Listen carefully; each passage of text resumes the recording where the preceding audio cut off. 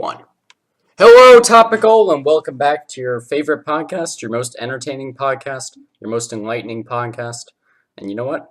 We're going to have a really interesting one today. So I take a lot of pride in being one of the most composed persons that I can be, whatever that means. And you know what? This guy that I have on today, he really gives me a run for my money in a lot of cases, especially in linear algebra, putting up with Yash, as you've heard, and even Kuba, as you'll hear in the coming weeks. So I'm very excited to have brought on Alex Buchanan onto the podcast. Say hello to the people. Hello, nice to be here. Yeah, nice to have you on. So just to give you all a heads up on how the podcast is going to go, we're probably going to start on a nice long music section. I think we both have a lot to say on that topic, hopefully. After that, we'll probably get into a fun pivot because, that's how I usually do things. Then after that, I don't know, maybe some eating stuff. Why not? Because, it's dinner time. What we usually think about sports, because, I'm a big sports guy. He's probably not. I've said that twice now, so I'm really hoping I'm right, or I just doubled down on the wrong side. And then after that, get into a little philosophy, because, this is called Rationalizing the Monkey Brain after all. So, yeah, I guess we'll get right into things. That's good. So, yeah, Alex, so I know you're really big into show choir, having done it for a couple of years now. So, I'm not going to talk about that. Instead, I'm going to ask you what your favorite music is to listen to. My favorite music is to listen to. I've just recently actually started listening to more music. I really didn't have a favorite kind of music, and I kind of just listened to whatever people recommended to me for a really long time. But just within like the past 2 or 3 years, I've started listening to a lot more of my own stuff, which is generally like alternative. There's some jazz thrown in there sometimes, which is still by recommendation mostly, but alternative is probably the biggest thing for me. And then there's some like modern rock. Okay, that's pretty interesting. So, like, what kind of bands do you look at for modern rock? Modern rock, one that I'm really, I just started listening to about like 2 weeks ago that I really like is CBDB. They're more of like a local Virginia band. They're not super huge yet, but I think they're really good. Anything that just has like a really good, like, if you can tell that the musicality in a band is really good, then I usually like them and I appreciate them regardless of style. But just because this is a style that I especially like, and they also like are very musical, I love them actually. Okay, I'll certainly have to check that out. And like, what are some of the signs that you can see when like it's the band really knows what it's doing and like they really have a good flow going? So they usually, I find that it's just great when bands can switch styles, not necessarily genres, because that's not a general thing that people do often. But anyway, they just switch styles and can switch time signatures really well, and they just feel the music. Yeah, they're versatile musicians from what I can tell. I'd love to see them in concert. Okay, then I can definitely see why you enjoy jazz then, with how much like just you can start a song at one place and to just be somewhere completely different by the end, and like how the Yeah, entire thing is just improv most of the time. yeah, it's really impressive to me. I'm not particularly very well trained in chord structures and how to move through jazz, so it's just kind of a crazy thing to me that I'd love to learn how to do one day. Yeah, like for me, I went, like just for some background for you, I played the piano for like, I guess 13, 14 years now, and like it's definitely been something that I enjoy a lot more than playing sheet music is playing Yeah, improvisationally and just getting on the piano and doing whatever I want, and even if that yeah, means playing like the same song that I've been playing for like the past 5 years or whatever, it's still just playing what I want. Like it's not on yeah, some sheet, and like it's just what I'm in the mood for, and like there's something about that that really lets you get really into the piece and like you really feel yeah. connected and like it emotionally moves you and whatever. But yeah, that's definitely something I enjoy in music as well. So like Yeah, I can what totally do you like about the alternative genre? I think it fits my emotion. It's like my general emotions this time, like in high school. I'm kind of just it's not super in your face. It's not like super relaxed. There's just a little bit of tension, and it's very moving. Okay, I can understand that. Do you have any bands that really typify the kind of style you're talking about? Monsters and Man is one of the biggest ones. Their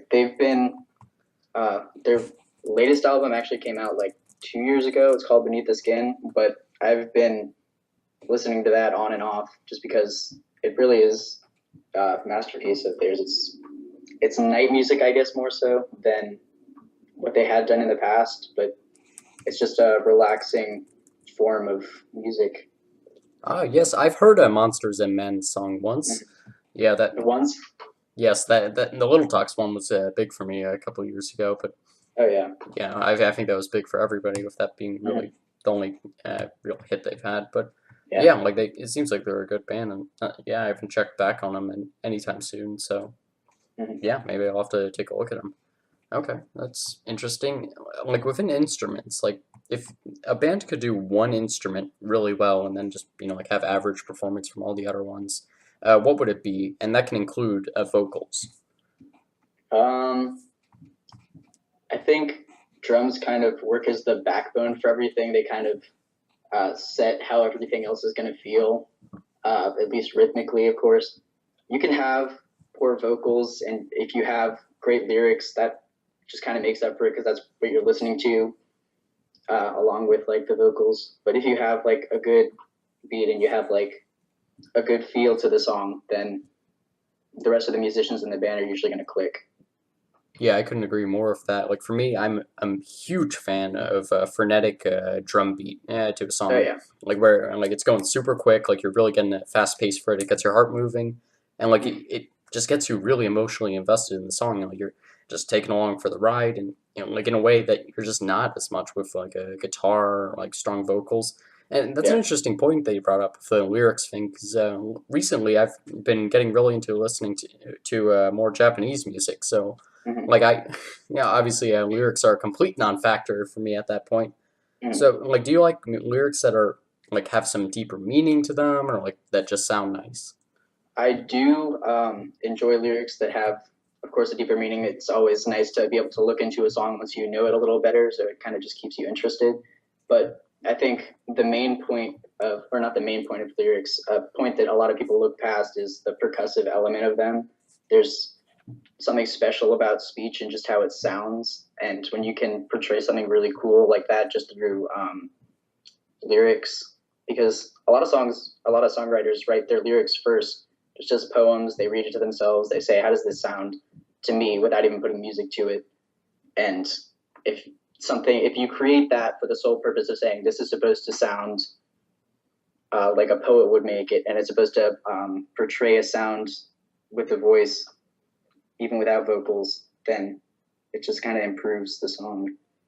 No, I can definitely understand that. And there's something really powerful about like a really good rhythm, and like just feeling like, okay, this song is taking me somewhere, because like the lyrics, they both mean something to me, and like they're also just inspiring me to dance or whatever. And like it's an interesting thing that like just a bunch of words can do that, and like humans' ties to music have always been very interesting, like along with just listening to an impassioned speaker, or like just Yeah, it's very interesting how connected they are. I wonder if that had just had to do with like war chants or whatever back in our history, but yeah, yeah. like it's There's a lot of rhythm in our lives, whether it's music or not, whether it be just sleeping cycles, whether it's something that long, or I guess all the way down to our heart. There's just little things that people don't think about as much that are so timed, just like music is. yeah, and even in the biggest things, like a theory that I've talked about a couple times on the podcast is how like as you zoom out further and further into the universe, it just becomes more and more cyclical. If you look at how the galaxies are formed, heck, if Mm-hmm. you look at how the universes are likely formed, obviously, Yeah. it just like the Big Bang theory is obviously the start for a lot of people, but and in the way I see it, I don't know what the physicists think on this exactly, but the way I see it is just the Big Bang iterates over and over again until it gets to stable constants for the universe. And once like gravity becomes stable enough that particles can actually coalesce, or like the nuclear force gets strong enough that it can actually affect things, then like that's when a universe just appears, and like that just happens over and over and over again. And like if you, at the most macro scale, the universe is cyclical, and at the most micro scale, the universe is also cyclical. Well, clearly that's a pretty pervasive thing. So that's definitely how I feel on that. But okay, I guess we can get back to music. So Yeah. while I'm really into listening to music, I've never been really crazy about dancing. What do you like about the dancing aspect of show choir? I actually despise dancing. Oh, I okay. am a terrible dancer naturally. Huh. Um, Actually, for my audition for show choir for last year, I did not dance at all during that audition. I somehow got into the group, but what I do with dancing is it doesn't come naturally to me. There's been no instance like in my recent life where I've wanted to break out into dance because of a song. I feel the song. I just don't have like a necessity to dance like other people do. So I guess kind of when I have to dance for show choir, it's more like these are the moves I have to do and this is how I'm supposed to execute them. It's more of like a mathematical thing for me than it is like a feeling thing when it comes to dance because I just don't understand the feeling part of it. No, I can definitely relate to that. Do you think it's just an extroverted reaction versus an introverted reaction, like for you, where like most people they're extroverted with it, they're like, "Oh, that's a good song. Let me express myself," and then they just like do a tango or something. But like for you, Yeah, I it's mean, it might be, but I think, of course, it's also something past that because there's a lot of people who are introverted and they kind of come out in that, and that's their way to like express themselves. And I'm not sure. I just know that there are a couple people I know who are like that, and I'm like that in the same way. yeah. Okay, science, get on that. I want an answer there. So okay, have you ever had any experience with instruments, or is that just something that you never really got out of music? Yeah, I played trumpet, and I've been in band since sixth grade, and Oh, I've been playing piano since I guess about the same time, a little earlier, maybe. okay. Well, yeah, then we're gonna definitely have to talk about our piano experiences, but I guess we'll start on the trumpet one so that we can tease the audience with that a little bit. So, on the trumpet, what key did you really decide to settle on? What do you mean, what key? Well, my this might be an incorrect understanding of trumpets, but my assumption was that like you could like choose what key you wanted your trumpet to be in, and you would just have to stay within that scale. So, trumpet are all like wind instruments. You can have them in different not transpositions. They can be like in a certain key. So, for example, most concert trumpets that aren't with like an orchestra band trumpets are in B flat, Okay. and that's what you like. You might think, oh, you can only play in that key, but that's just the transposition. So, like what you would read on like a sheet of music as a C for B flat trumpet is actually a B flat on the score. Hmm. But you can play like chromatically, you can play whatever. Okay. So that okay. I'm glad I got that misconception cleared up then. Okay. So, what kind of songs do you like playing on the trumpet then? Um, I actually don't have a lot of experience playing in different styles, just because I haven't really gone outside of the whole. I haven't looked outside of my high school band experience with it. I've played, of course, a lot of concert music. I've played jazz music. I've played um, pop show music for show bands. Yeah, I think my favorite of that is probably just the like pop show kind of stuff, just because it's there's the necessity to be precise, like there is in concert bands more so, because that's what you focus on in the concert band, and it is also a necessity in jazz band, but it's not. The expression comes first in jazz, is what it has usually. That's my understanding of jazz. Expression comes first, accuracy comes like second, and the opposite is true in my mind for concert band. Like that's the order that I think of them in, and show band is kind of like the perfect mixture of them for me, and that's why I kind of like playing it more. Okay, that's interesting, and that actually just when you said that, that conjured up and a debate that I see a lot in classical piano right now, just with the new wave of pianists being so obsessed with just getting everything absolutely perfect in terms of accuracy, and a lot of at least older people, but even some younger people feel like something is lost in like the flow of the piece, and like the Mm-hmm. expressionism of it, and just how emotionally invested you can get in it because everything just sounds too perfect almost, and like lose some of the human element in it. Yeah, I think people often like don't, maybe they're playing above their ability level. So like the only reason you master technique in anything is so that you can express yourself. But if you're just at that point where you're barely mastering a skill and then you're just playing at that highest level you possibly can, it's really hard to get that extra expression out because you're focusing so hard on making it perfect. And you just have to, if you can make yourself better and make your technique better, then maybe you can play that same piece with more expression because you have to pay less attention to making it as good as you once wanted it to be. Yeah, that's definitely one way of looking at it. Okay.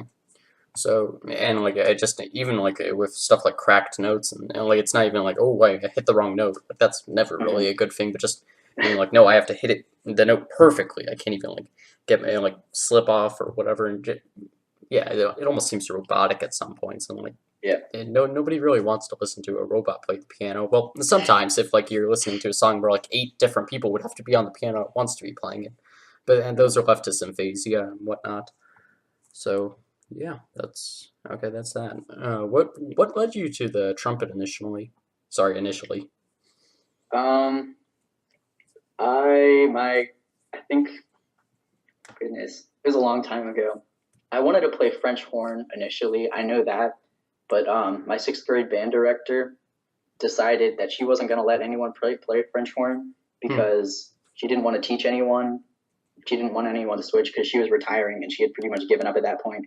Well, So great. I did not have the opportunity to play French horn, so I just kind of stuck with trumpet. And my dad played trumpet, so he was like, "Hey, maybe I'll remember things." And of course he didn't. It was like 30 years ago.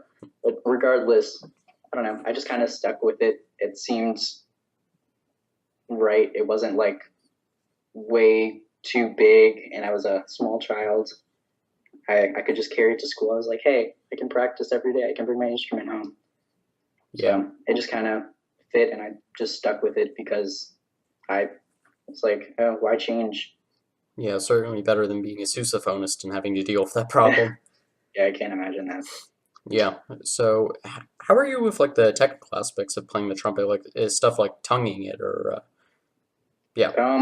I used to be a lot better. I have not given up practicing entirely recently, but I've definitely become more laid back. I'm focusing on vocal performance more now, and I'm hoping to practice that. I'm gonna focus on practicing that like in my future, and I'm kind of looking at dropping playing trumpet after high school.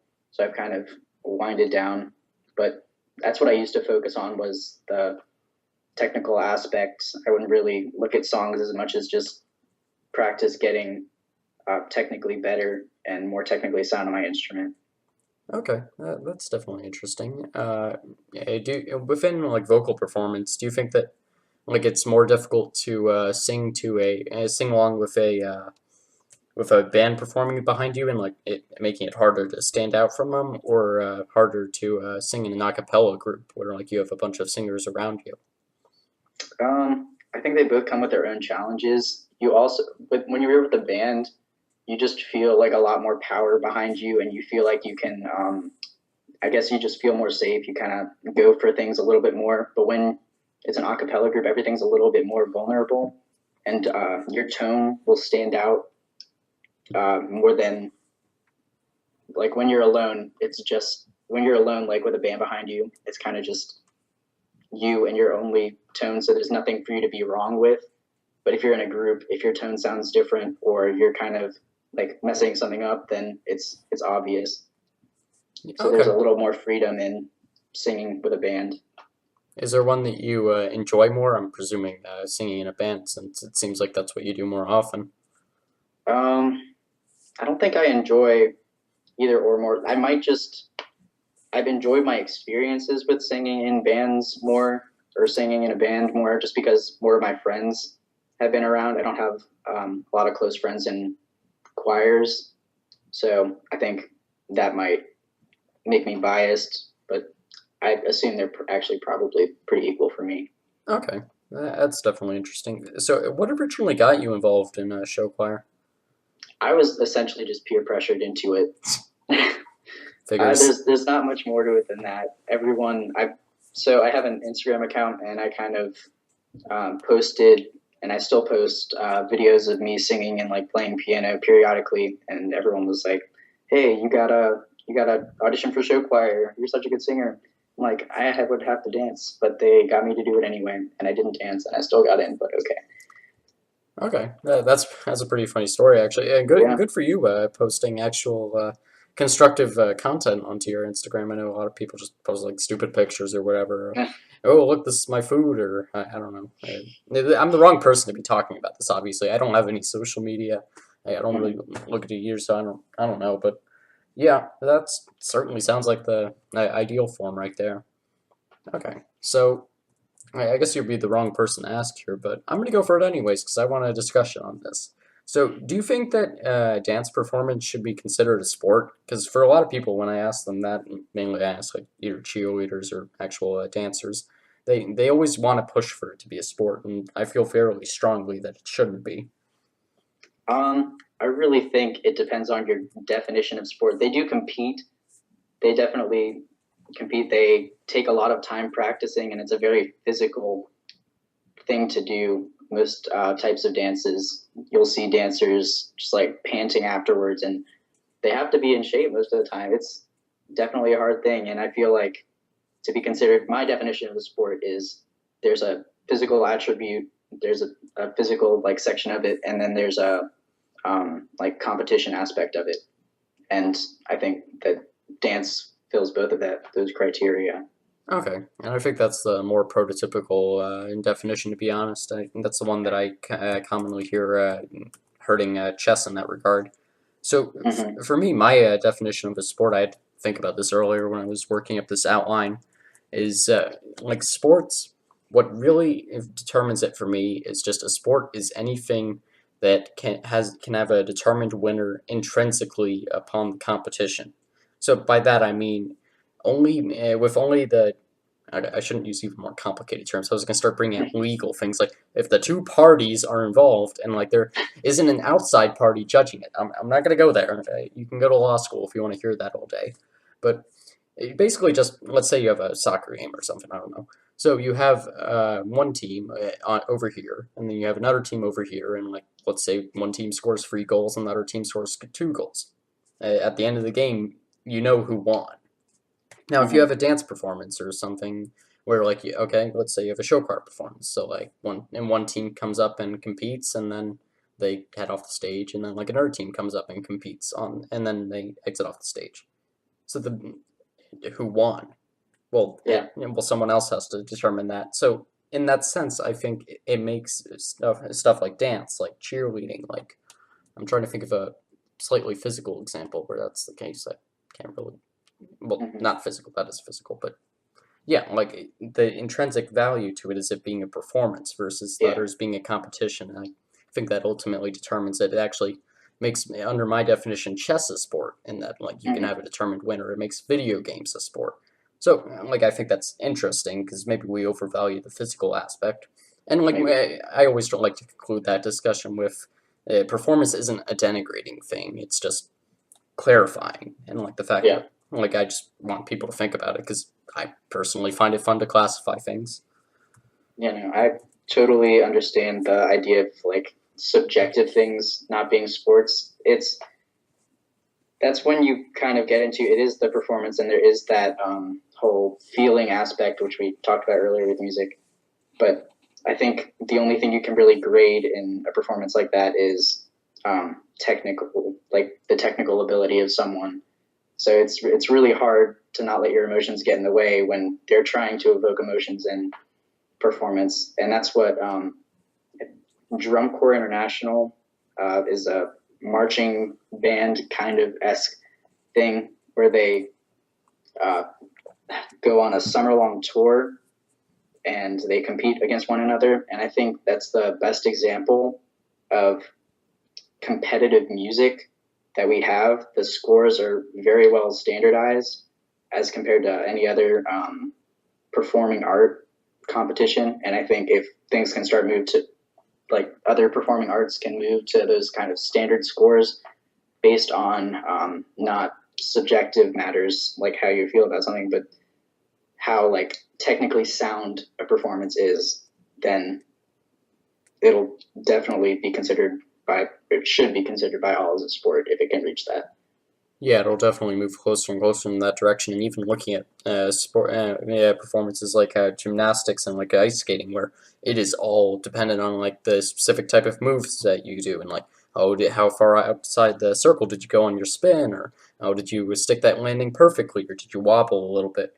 And like it definitely is moving more and more towards the technical aspect. And that in that regard, it kind of brings up the argument that I was talking about with the pianists nowadays, where like they're super focused on the technical stuff. And I almost wonder what a situation would look like if all of these people were only judged based on how they made Yeah. the judge feel. And like you just had enough judges that like, you could eliminate biases. Like something people always talk about in soccer is this one game in the 1960s where like there was like England had like an amazing goal in the World Cup. And then there was, the Russian judge on the other side of the field, and he gave him a handball for no reason. So like just eliminating those biases, and like I think it would make it for a situation where you could judge it based on its emotional value, and ultimately the technical aspects is just to classify the emotional value in more objective terms. So like Yeah, it could be. if we could make it that work, I think that'd be really cool to see. That'd be great. Somehow I don't think it'll happen in our No, lifetime though. no, definitely not. Okay, so that's pretty much all I have for. Oh, but yeah, I wanted to go back to that piano thing. So Hmm. So obviously, I've been playing piano for a while. You've been playing piano for quite some time.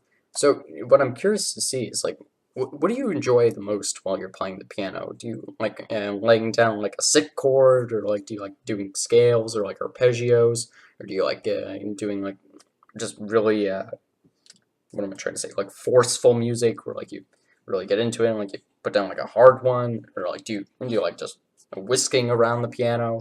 Like what's your style?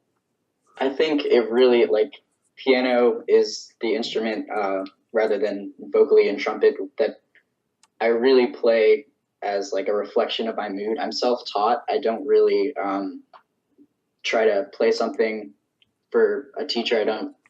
I have goals for myself, but I don't have goals that anyone else has set on me. So if I'm feeling a certain way or I've felt some way for like a week or so, then I'll find a piece that fits that, and it helps me learn it a lot faster, and it helps me enjoy the piece a lot more.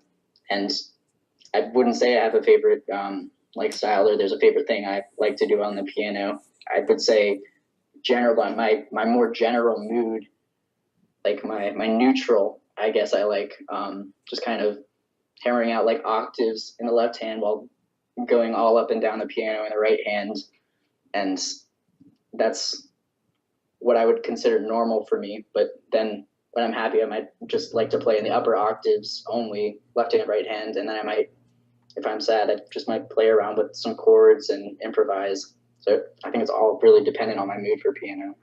Okay, I can definitely relate to that as well. Like it is completely dependent on like what you want to hear at that time and like what you want to express, because music is so Yeah. much about expressing yourself.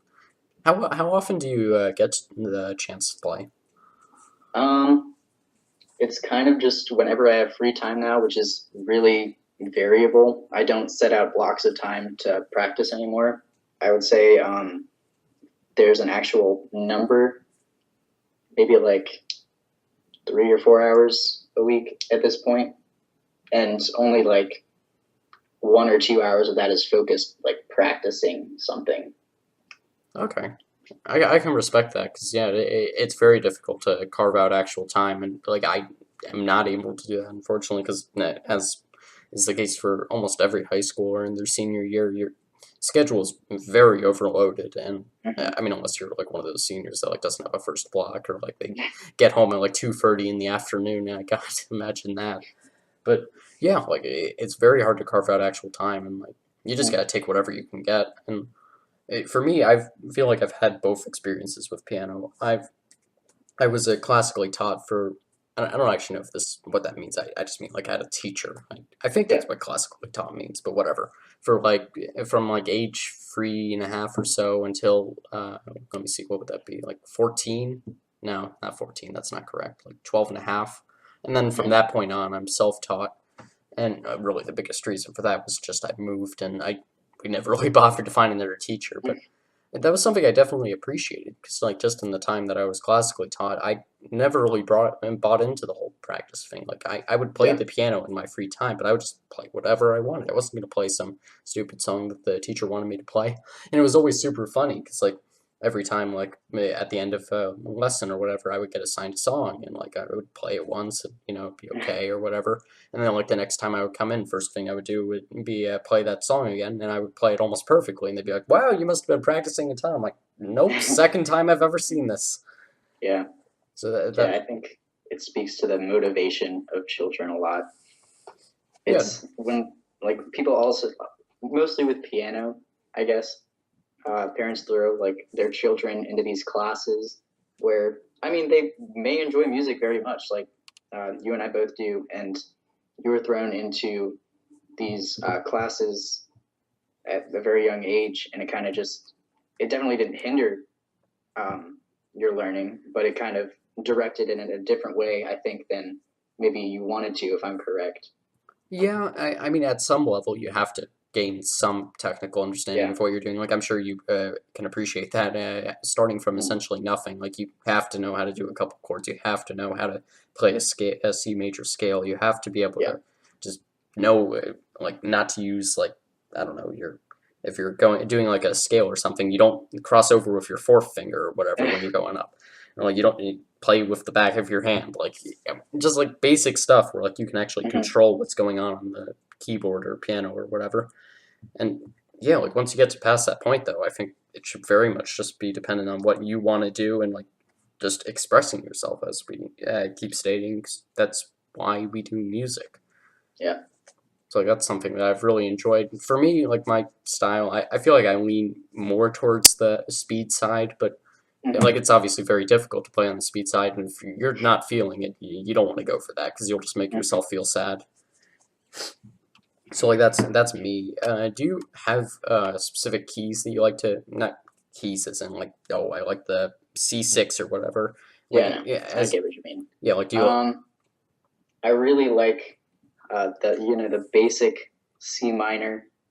I have no idea why. I just enjoy it. C minor, E flat, um, G. Those are probably like my three favorite standards, like just minor and major. okay I can definitely feel that. I'm a big fan of the C minor, the G minor. Those are always really fun. Something I've gotten really into like the past year mainly has been this could sound overly complicated, but the F sharp major actually like or yeah I believe that's the term for like the higher, not higher, the happier sounding Yeah. ones. It's like the black keys are always underused by people that aren't playing on their own. Like in classical music, it doesn't use that much of the black keys, unless you get to like the really high levels, like get some Mm-hmm. Chopin or whatever. Yeah, Chopin, and it's just an underused thing. Like it's really cool. I experimented with some of those chords, especially coming out of just being taught lessons, because like it's just not something I ever used. And like now, Yeah. just getting like a, just like a, yeah. I mean, it's just really cool to see, and also just doing whatever on the piano it can be fun. There's a couple where it's like just okay, what am I supposed to do with this? Like you break out like a E minor, like it's an E minor. What are you going to do? Or like a F major. I mean, there's not much you can really do with those, but it really comes down to just personal preference at that point and just what your brain happens to be feeling. Yeah. I think it's a lot of just like experimenting around with it and seeing what works, and maybe extending it the next time you want to try it, and just seeing more and more things that work. And that's all improvising is. It's all jazz and just improvise. Like that's what the greatest people do. They understand the basis of music theory, and then they understand what things should work, and then they test their own things.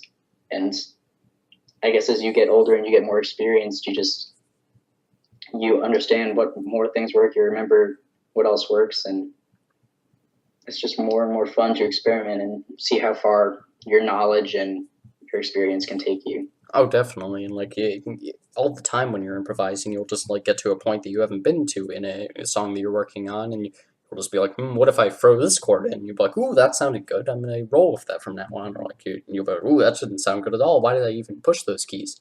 But yeah, Mhm. like it's just so much of just trying things out and seeing what you like and just getting it to work for you. So like that's a huge thing in improvising. But something that I tried, I really pushed to do for like a couple months, like a couple years ago, was I tried to get a lot better about writing my songs down, and by writing I mean like putting them in the computer because I'm not writing things down. But Mhm. and like just so that I would actually have like a catalog of things. And in Yeah. more recent years, I just decided I'm gonna record what I play, and I can just listen to it or whatever. Yeah. But what's been your experience with that? And have you really tried to catalog your work at all? Um, it's been on and off. It's kind of when I feel motivated and I feel this is something I really want to try to delve into deeper later. I might put it on a music software and like print it out just so I can look at it later if I happen to forget it.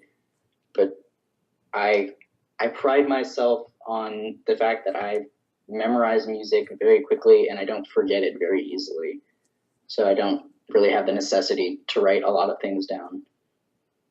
Yeah, I'm pretty much the same way with songs that I'm pretty invested in. Like you don't really forget where you go in a song, like unless Yeah. you're going on for like 10 minutes or something. It's not something that you forget. Like you know Yeah. what chord you're gonna go to. You know where like the song moves. It's like it's pretty easy to abstract in music because especially I was going to talk about this earlier, but like the trend in mainstream music or like pop music right now where like everything is just formulaic and abstract, but like it's Hmm. very easy to and just create patterns even for your own music because you're improvising, which means you're going to be algorithmic and like you're going to have a specific idea of what your brain wants to do, and like it's going to either do it in a different key this time, or like it's going to just with it in a slightly different way, but like it's Yeah. ultimately going to be predictable, and it's not necessary ultimately to write things down, but it could be helpful if you want to like give other people a piece. Hmm. Have you enjoyed it all performing for other people, whether that be in person or putting your stuff up online?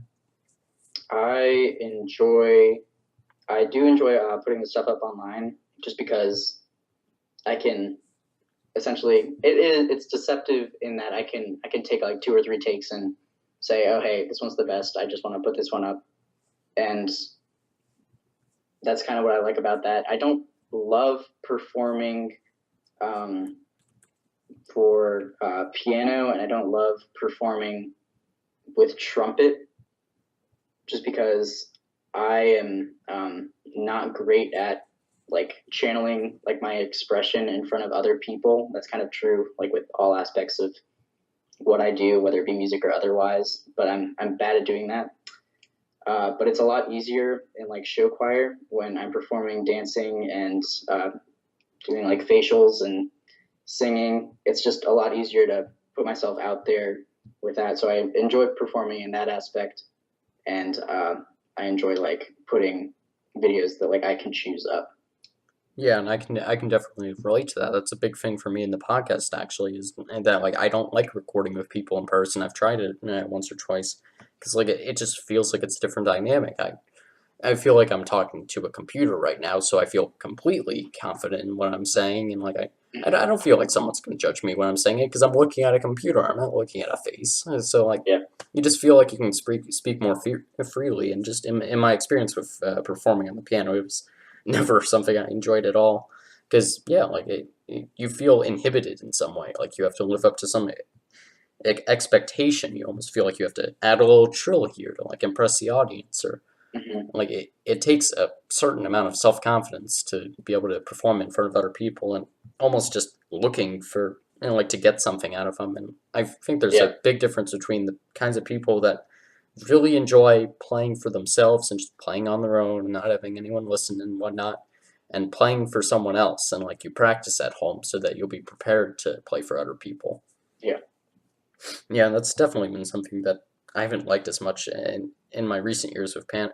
Is just the expectation that, oh, you gotta, if you're playing, you gotta like take out the headphones or whatever, and you gotta actually play for your family, and like that's Hmm. not something I like. It puts a certain amount of pressure on like your performance, and like you feel Yeah. like you're not getting the true value here. You're just getting some subjective one, and Unfortunately, unless like I'm recording it or something, and obviously that's even going to change it. Like you're just not going to Hmm. get the actual thing, Yeah, and like I that. get that. Yeah, definitely. It seems like most music people do, but that actually brings up an interesting scientific argument that like always really annoys me is that whole thing where like as soon as you analyze something, you lose whatever true value that it had. Like, and that applies to literally anything. Like, obviously, it's really bad if you're like analyzing like an electron or something at the not even microscopic, like at atomic level, but Hmm. or atomic, not atomic. I just made up a word there. But I know what you meant. even like if you're determining like the capacity of like a calorimeter or something, like you're ultimately affecting the thing and you're dealing with it in confidence intervals. And like that's an uncomfortable thing, the fact that like we can never have 100% certainty and that like you always have to accept at some point like some level of error and I don't know, it's an annoying thing. I think it is. It also kind of goes into the idea of like focused thinking versus like what is it, diffused thinking or something like that. It's if you can like go back after you're focused in on something and after you're looking at it in like critical thinking lens and like completely dissecting it, it kind of also like makes it more beautiful when you look out and see like, wow, this thing is actually really complicated and I kind of understand it, but I didn't make this, or most of the time you didn't make it, and it's just like an incredible thing. So I kind of disagree, I guess. Okay, yeah, but I think I see what you're saying. Can you explain that diffused versus focused thinking thing a little more? Because I don't think I've heard of that. So focus thinking is when you're kind of just like looking at everything piece by piece, and it's a method of critical thinking. Both diffused and focused are methods of critical thinking. But then diffused is kind of big picture, I guess. You're just like looking at everything and you're taking information in as opposed to like trying to put information in. If that makes sense. It's kind of like taking versus giving, I guess. Okay, so I guess in that situation it would depend on what you're trying to get out of the situation. If you're trying to more efficiently solve the problem versus trying to actually learn from the problem. Hmm. Okay, well, I can definitely see different situations where each would have its own value.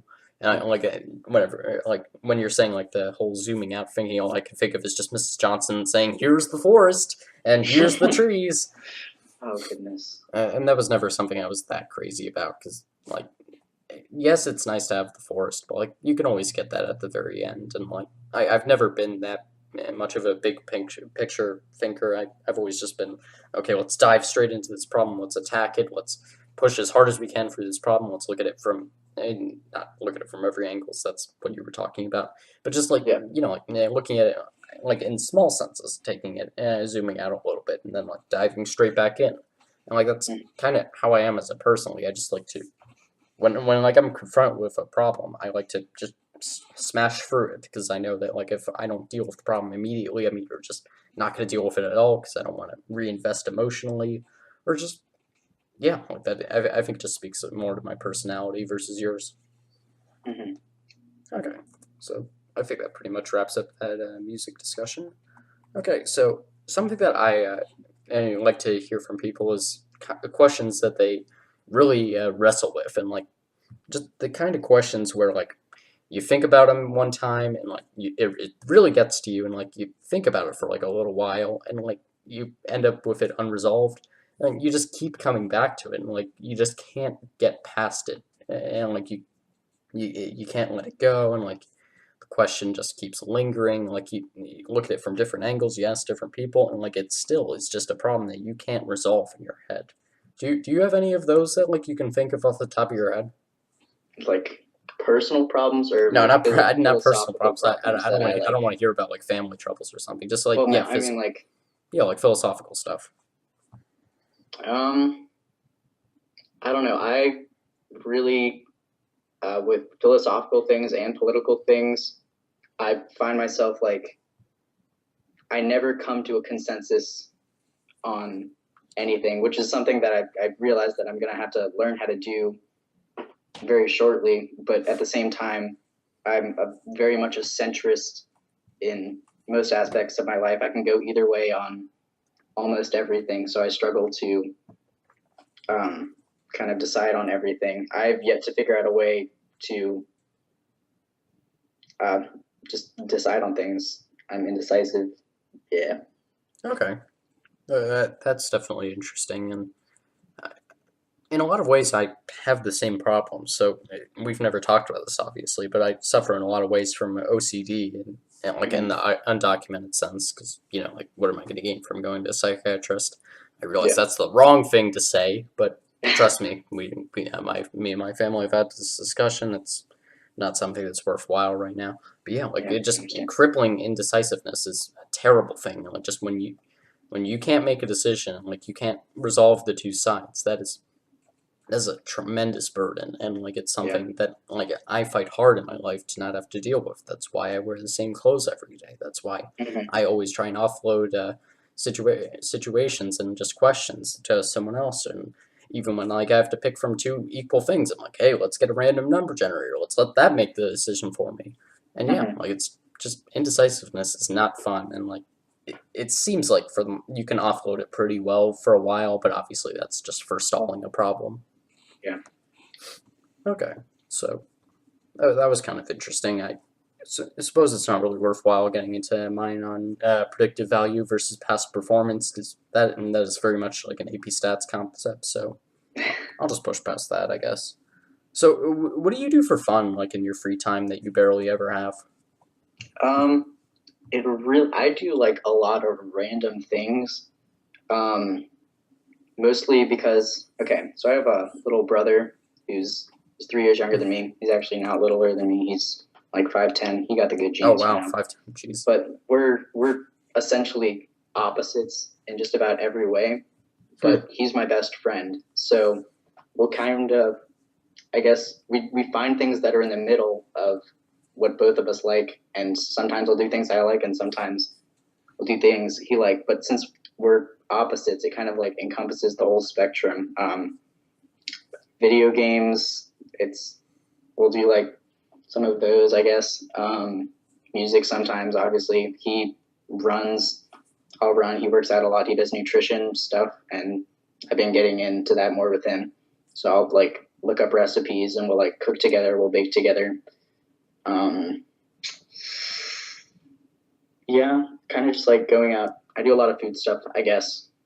Okay, that's really cool actually. Just from someone who has two brothers and a sister myself, that's really cool to hear that like you have such a good relationship with him. That's something I personally struggle a lot with my brothers, just because like I'm a very introverted person, and like Yeah, even beyond that, I don't have a lot of time for them, and like I don't. And when I am confronted with problems, as I said, I either shell up or just avoid them because I don't want to deal with them. That makes it very difficult to have a relationship with them, and that's something I definitely confront as I'm heading off to college. So that's a very reassuring thing to hear mm-hmm. someone in a similar situation to have such a great relationship with their brother. That's really cool. What do How you old think? are your siblings? Yeah, so my one brother, Josh, he's 16 and yeah, I guess a half at this point. And then my other brother's like 15, I think. Maybe. Mm-hmm. No, he's like, yeah, he's 15. Yeah, 15, yeah, whatever. And then my sister's 11 years old. So, oh, wait, no, she's gonna turn 11 years old in like 3 weeks or so. So Mm-hmm. they're relatively close to me. And like, it's been interesting with my relationship with my sister because I think in a lot of ways I've treated her as like, this is going to sound super manipulative, but like as my experiment with having a child myself, because like for me, I don't really want to have children. Like I don't like the idea of it. I don't like the ridiculous investment that you have to make both up front and continually for essentially no payoff. I don't like the like just the purported benefits because I don't think those are things that I value over stuff like my time or like my energy or my home Yeah. life. So like that's just me, but it's definitely something I wanted to try out, and like it's she's been a really good learning experience for me. But obviously in the process, I've kind of sacrificed in my relationship with my two brothers, and I think that's definitely hurt me in that sense. What really got you close with your brother? Was it just the age gap? Um, I think so. I don't really know. My best guess is that my parents never really took us out a lot when we were younger. So neither of us really had like a lot of friends until we were like in middle school. And obviously, so like as we've grown up, he's like a popular person, I guess. He's like whatever top group at his school or for whatever. And I don't really talk to a lot of people. I think that's the fact of me being older and me going longer without like talking to a lot of people. But essentially, like, yeah, our parents didn't take us out a lot, so we kind of just were with each other most of the time, and that kind of forced us to, or it would have either forced us together or apart, and it just so happened to force us together. Okay, that's nice, and that's also something I can relate to actually, because my family, we constantly joke about this, but like none of us have friends in my family. Like my parents don't have friends outside of like each other. My brothers don't really have friends. My sister's like the only person that has friends. She actually just had a friend over today. I had to kick her out of the room right next to us because I didn't want them screaming the entire time. Could have made for some interesting background noise, but it would have gotten annoying after like 10 minutes. So yeah, like it's really interesting to see like how that can go if like you don't have any life outside of each other, and that's either gonna push each other apart, and or it's gonna bring you together. And yeah, like it's definitely interesting to see how that dynamic goes. And like for us, it really led to a more sheltered style where like we've really grown on our own. And I think that's a very Mm-hmm. important thing, parenting wise, like to let kids just learn from their own experiences and let Yeah. kids really grow into themselves and like not teach them the way to do things because then what happens when you're not there. But Yeah, yeah, like that's really interesting to hear the parallels there. of course. Okay. Yeah, okay, yeah, that's definitely interesting. So, hmm. Would you consider yourself more of a introvert or an ambivert? Because I've never heard anyone that like says that like even around friends they don't like have some elements of extrovertedness. Um, yeah, I would say just mostly I'm an introvert. There are definitely like a couple times. It's only with like few specific people, like my brother being one of them, where I'm just completely comfortable. But even then, when I'm with um like one of my closest friends, I won't say something or I won't do something unless like I've thought it out. Well, I feel like everything I have to do is well thought out because I don't want to be judged for it. I guess I don't know. Just being with people is kind of like mentally taxing to me, and it just like making decisions that is gonna like affect what they supposedly think of me, even though maybe they've known me for like 15 years or whatever. Making decisions that they might judge me for is mentally taxing for me. Oh, well, you're preaching to the choir right there.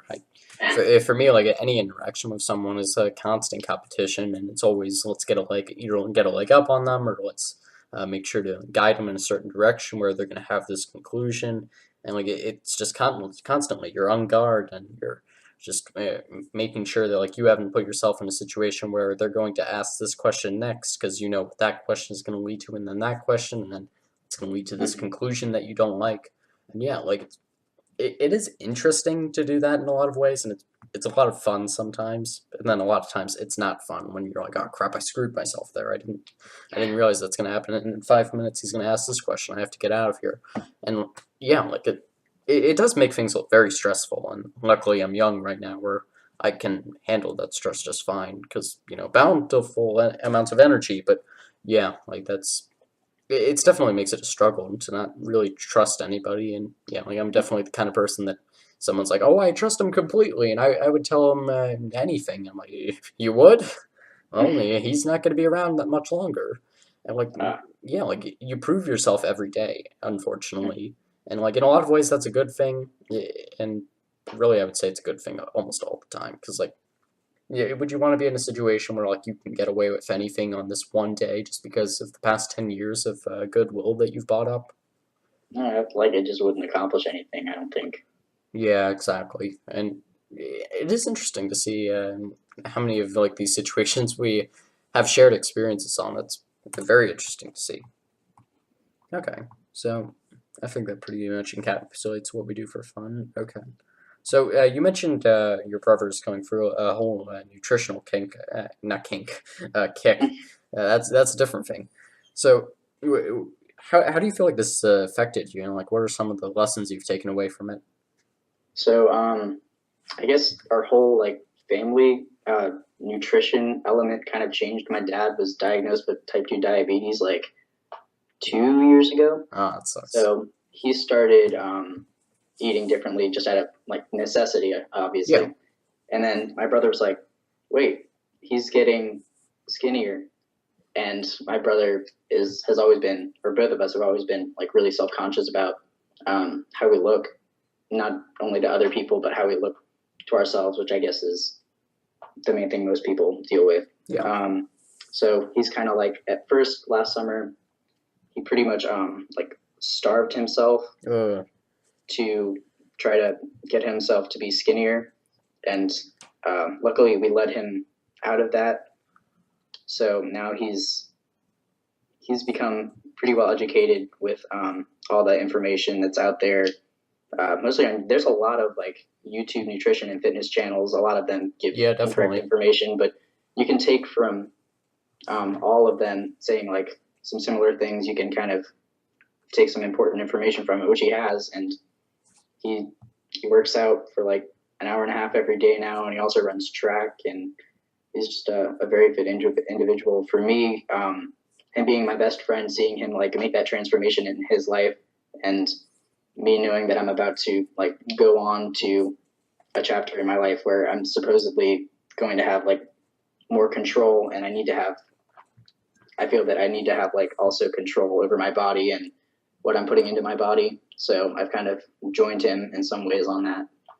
Okay, yeah, that's really good to hear that he got past that phase. Because yeah, starving yourself is that's a tough one to get past. Because like Mm-hmm. initially it looks like the correct solution, and then if you just think about it for like a couple more minutes, you'll be like, okay, well, how's the body going to adjust to it? It's just going to lower its metabolic rate because it thinks that you're Mm-hmm. dying.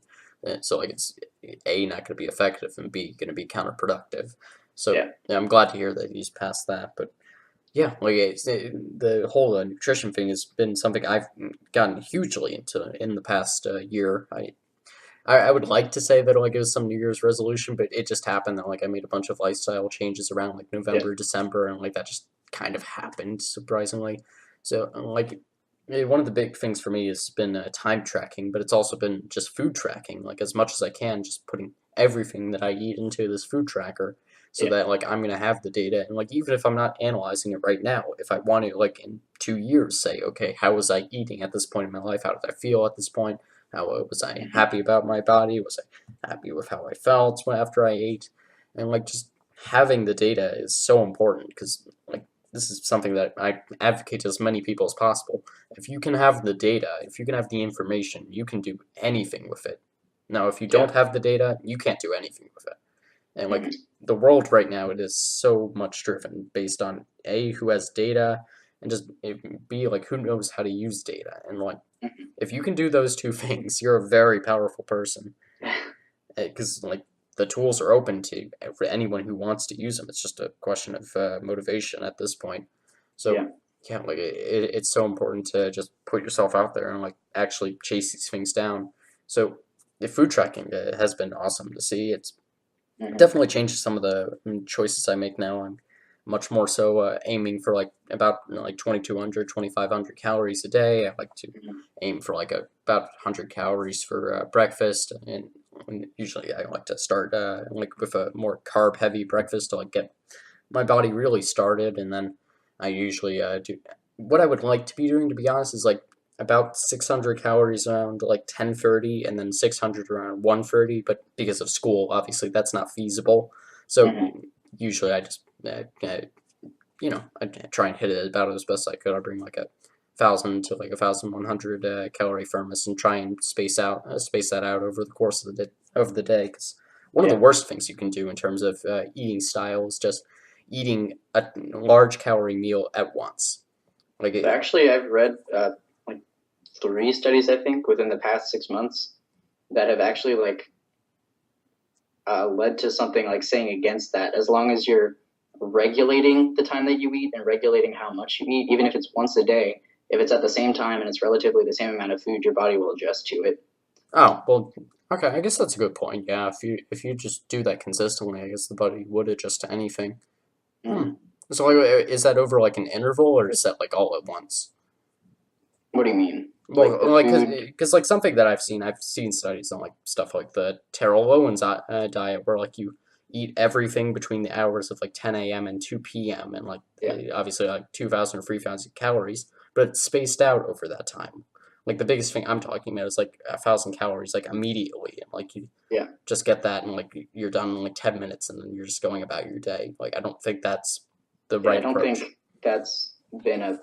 I haven't at least seen any specific studies on that. I just know of the um, diets where you're eating for only a couple hours a day and then Yeah. nothing else but water. Yeah, like I've seen that too, but yeah, Okay. I'm just like not prepared for that right now. I need something for the rest of the day, Hmm. and I do wonder if like it's just something that you have to get over. But I don't know. I'm not really prepared for Yeah, that right now.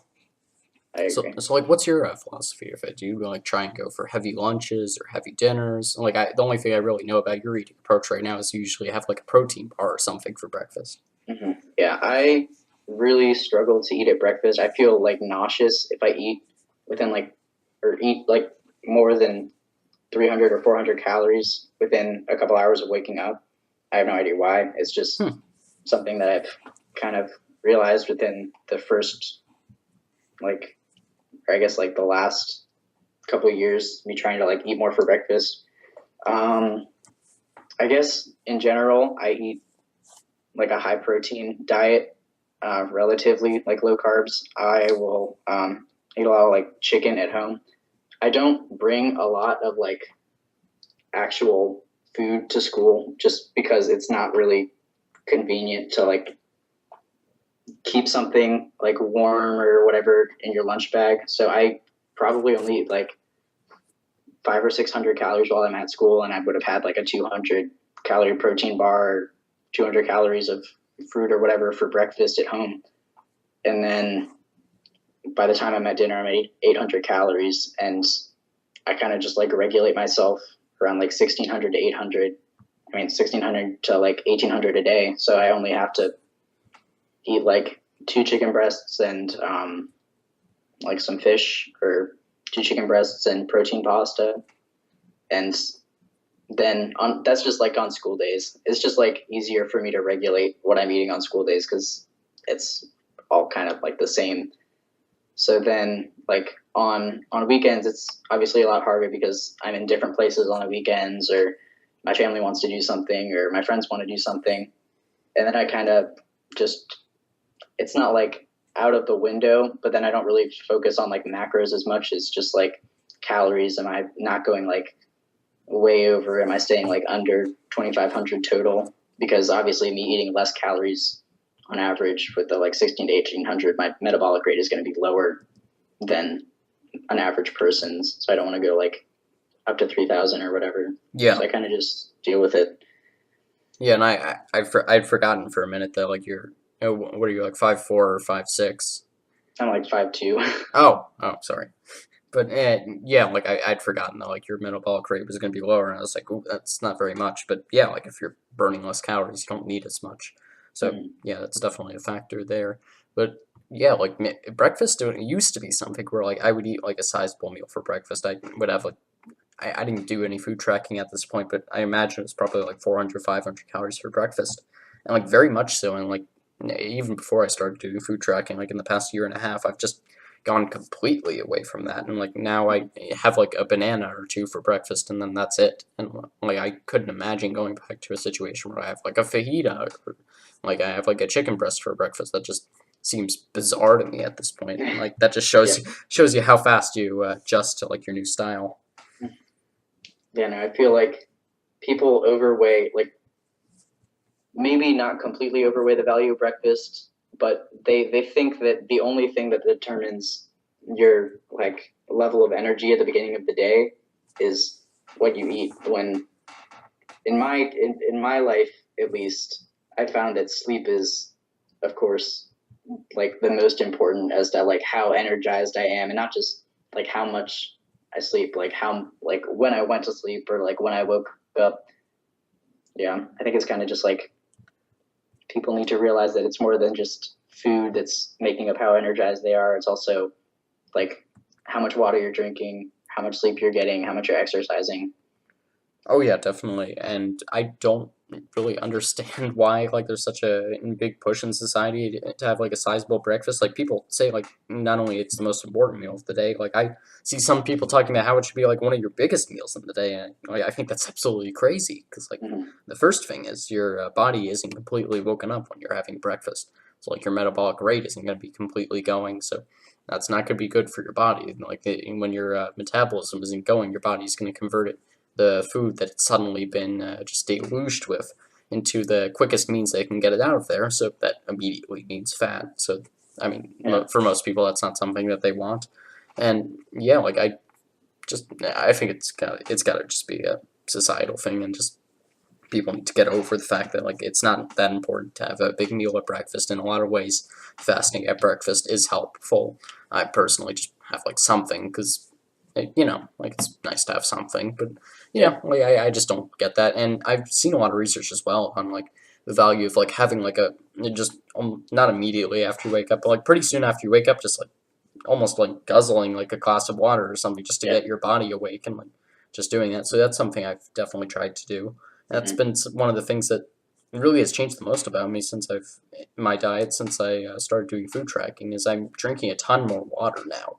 Yeah. Because like I used to have a huge problem about not getting enough water and having a horrible electrolyte imbalance, but now like I Same. drink like I don't know like I bring like a water jug that's like 34 flow ounces to school every day. I usually drink about two of those and then like a Mm-hmm. 16-ounce glass at home. So like Yeah. I'm getting like What you 140, need. Yeah. yeah, what you need, and like just enough that like your body is moving quickly, and like it's not healthy if you go to school and like you don't pee at all when you're at Yeah. school, and like you don't go home get home until 4 and then you go to the bathroom. That's not, first of all, that's not healthy for your bladder. Like you probably stretching that out a little bit. You should probably stop doing that, but like you should be regularly using the bathroom, and like you shouldn't be dehydrated, and like that's one of the first things you can change, and one of the easiest things. Just like when you have a spare moment or something, just take a sip of water or whatever. Like it just for me, this is like going back to what I was saying earlier. I couldn't imagine drinking as little water as I used to. And like that'd be bizarre. Like I used to bring like a here I have it in front of me right now, like a 17-ounce Deer Park water bottle to school, and that would be all I would drink during that Mm-hmm. day, or like even less than that sometimes. Something like that was ridiculous, especially considering how much more sodium I was getting in my diet at that point. So I couldn't even understand that. But Yeah. No. I yeah, guess your body's really good at just adapting and like oh yeah, dealing with whatever situation you give to it. But it's just so clear to see when you kind of experiment with your diet and experiment with sleep and water and all that stuff, what it really wants and what it really deals best with. And it's different for everyone, but obviously there's trends, and water has been like a big part of like the change in my diet as well. yeah. So like, how has it changed for you? I used to have like the same problem where I really didn't drink like anything, but now I actually have like this app on my phone that tracks how much water I'm drinking. So I just make sure, like when I get up and when I eat the small amount I do for breakfast or before I leave for school, I'll drink like 20 ounces of water, Oh wow, and then that's pretty good. I make sure to drink like 10 gulps of water or whatever, like at a water fountain between every single class because I don't bring a bottle of water, which I probably should, but there's like a month of school left. Yeah, And then I just make sure to whatever, like I'll drink like 3 more 20-ounce things of water sometime when I'm home. And I'm drinking a lot more now, and I don't feel dehydrated ever. And I won't say I don't feel like unenergized at times because you're going to feel unenergized again for like other reasons. One, dietary factor is never going to be like the end all be all for how you're feeling, but in general, I'm feeling like better and more energized. yeah, and I can definitely relate to that. Like I feel like my energy level this year has been the best that it's ever been, and like I constantly feel like if I want to be energized, I can be, and like when I don't want to be, that's something that a lot of people miss. Like energy gives you the power to not show that you're like super energetic, and like it Mm. lets you be more in control, and just lets your brain fire faster, and just be able to like do more things if it wants to, and like slow down if it wants to. And it's really helpful for someone like me that values control over pretty much anything else. But Mhm. yeah, like one of the other big things that's changed about me and my diet in the recent past has been, so I used to have a horrible problem with snacking. So I don't know if you saw me at all in like freshman or sophomore year, but like I would always like have like a bag of goldfish on me, or like a pack of Ritz crackers, or just something stupid like that, and like just something that was like laden in salt. And let me change that, laced in salt, and just like just bombarding my body with like a bunch of chemicals and whatnot that it does not need. And like Yeah. it got as bad to the point that like May of last year, I was eating like 4 packs of Ritz crackers a day, which And is insane. Like yeah. you're gonna destroy your body with that amount of salt. And like the biggest thing with me in making changes in my life is setting some kind of streak and just being like, I gotta keep that streak. I can't let that streak die, because if that streak dies, then I'm just gonna feel like I have nothing. And Yeah. No. like what really changed it for me was over the past summer, I did a pre-college experience at Mhm. Stevens Institute of Technology in Hoboken, New York, and that meant that I was going to be away from my family, the comforts of my home, whatnot, my normal lifestyle for 2.5 weeks. So I said, if I can just go from the point that school ends to that pre-college thing, and then after that, if I can make it back home, that's going to be like 5 weeks right there, and that is more than enough to set a streak, and maybe I can keep it up past then. So Mhm. I, struggled as hard as I could for like 3 weeks, and then made it through that the 2.5 weeks a little bit better, and yeah, like just it's been amazing. But I haven't had that many problems with snacks ever since. Like I haven't had like a packaged snack literally since that point, which it's unbelievable to me. And it's really annoying with cravings because like they're really deep set, and like I don't know where it is. I read one thing one time where there's like this kidney transplant person that like got this weird craving for asparagus just because she had a transplant. So I That's don't know, weird. maybe it's in your kidneys or something. I don't know, maybe your liver. But yeah, like it is really hard to get rid of cravings, and like Yeah. you can not have something for literally 9 months in my case, and like you go downstairs and you're like, damn, I wish I could have some Ritz crackers right now. And like you just don't get past them, and it's really difficult. So I say all that to say, like, do you have any cravings, and like how have you handled them during this time? Yeah. Absolutely. So how I handle them is I kind of do like refeed days or whatever. It's more of a like fitness term for people who like actively cut and then bulk, whether to gain muscle or get fat. Are you familiar with those terms? Oh yeah, I'm a huge UFC fan, so like I know all about like weight Yeah. cutting. So like I just my brother actively like cuts and bulks just because there's really no reason to him for him to, just because he's so new to weightlifting. He could pretty much cut all the time essentially, and he'd still be building muscle. But I mean, anyway, he does that. So then he'll give himself like refeed days where he'll just eat food that he wants, and he'll go like 1,000 calories over, and it just kind of makes him he realizes the next day, and I do too. Like when you put food in your body that it's not used to having anymore, even though you used to love it, it hates it, and it like hates you for it. You feel awful the next day, or you feel awful after you eat it, not only mentally because you know it was really bad for your body, but also physically, just because it's not prepared to take all those chemicals in like it used to. And it just kind of reminds you, okay, it's fine. And then until you get the next craving, and you can hold it off for another week longer, and maybe you do one of those refeed days like once every month or something, and it just kind of keeps you in check. And 1,000 calories and a couple hours of your body not feeling great isn't too bad to satisfy cravings for 2 weeks or whatever. Okay, how do you think that compares with what traditional diets sometimes advocate being cheat days?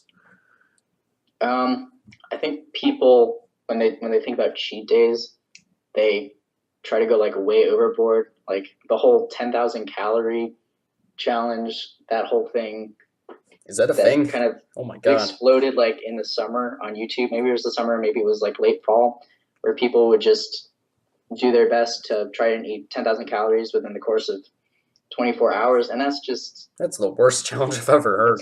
that's too much. Your body isn't meant to do that. Um, I think I'm an advocate more of like cheat meals, saying, "Hey, I'm really hungry, or I'm really like craving this particular thing, and it's been a while since I've like treated myself. One meal, no matter how much I eat, unless I'm like some competitive eater or whatever, Yeah. is not gonna make like some huge difference on my body. I can only eat but so much, and I'm really not gonna want but so much anyway. So if you just say you cut out like a block of time and you say this is when I'm gonna go do this, and after that I'm gonna be clean again, and it just kind of helps with cravings, I think, and that's what I prefer doing, I guess. Okay. And I feel like that's the smartest thing to do, honestly. The problem for me is just I'm in a lot of ways I'm not a black and white person, but like Mm-hmm. you're okay, let me summarize this better. So, in a lot of ways I'm not a black and white person towards other people, but I'm a very black and white person towards myself. Like when I'm alone, I'm a black and white person. I deal with myself in black and white ways, but like I deal with other people in very gray ways, and in Mm-hmm. that sense, I think that follows the ambivert thing. But yeah, like for me, I just have to have those kinds of streaks because like it doesn't matter to me at all if like like if I eat snack tomorrow or something, then I would just be like, okay, well, it doesn't matter anymore. I might as well just snack the next day and the next day and the next day. And like it's just like the black and white thing. It saves me from having to worry about that. And like yes, I recognize that like okay, cheat meals are the best scenario, but like it just doesn't work for someone like me, unfortunately. Mm-hmm. But yeah, like that definitely does sound better than cheat days. And wow, I've never heard about that 10,000 calories in a day thing. That's That's horrible. crazy. I can't even imagine like eating that much food. Yeah, that's like literally like an eating competition. I think I was reading Yeah, about like Joey Chestnut or whatever, and like that's like 15,000 calories in a yeah, meal. So like, yeah, that's just stupid. yeah. Like, I don't even know why people were trying that. Like, that's not even like a fun People thing. for views, I guess. Oh, there's so many better challenges than that. Yeah. And one of the other big things with food for me has been and like just changing the flavors that like I really value. Oh Like yeah, yeah, yeah. for me like sodium obviously was a massive problem, but now like I've almost completely transitioned my diet to one where like I really value spiciness actually, and I think Mm-hmm. it's amazing how like valuable spiciness is because like there unless you're being like a moron or something like eating a ghost pepper or something, you're essentially not going to have any health benefits to putting like a spice on something, no matter how much you put on. And Yeah, if you compare that to sodium, if you put a bunch of sodium on something, you're hurting your cholesterol, buddy. You're like yeah. gonna make yourself dehydrated. You put a bunch of sugar For on something, you're killing your cell linings and your arteries and whatnot. But I mean, you put as much as you want, and like it's not going to hurt you unless you have acid reflux, and that's mm, really cool.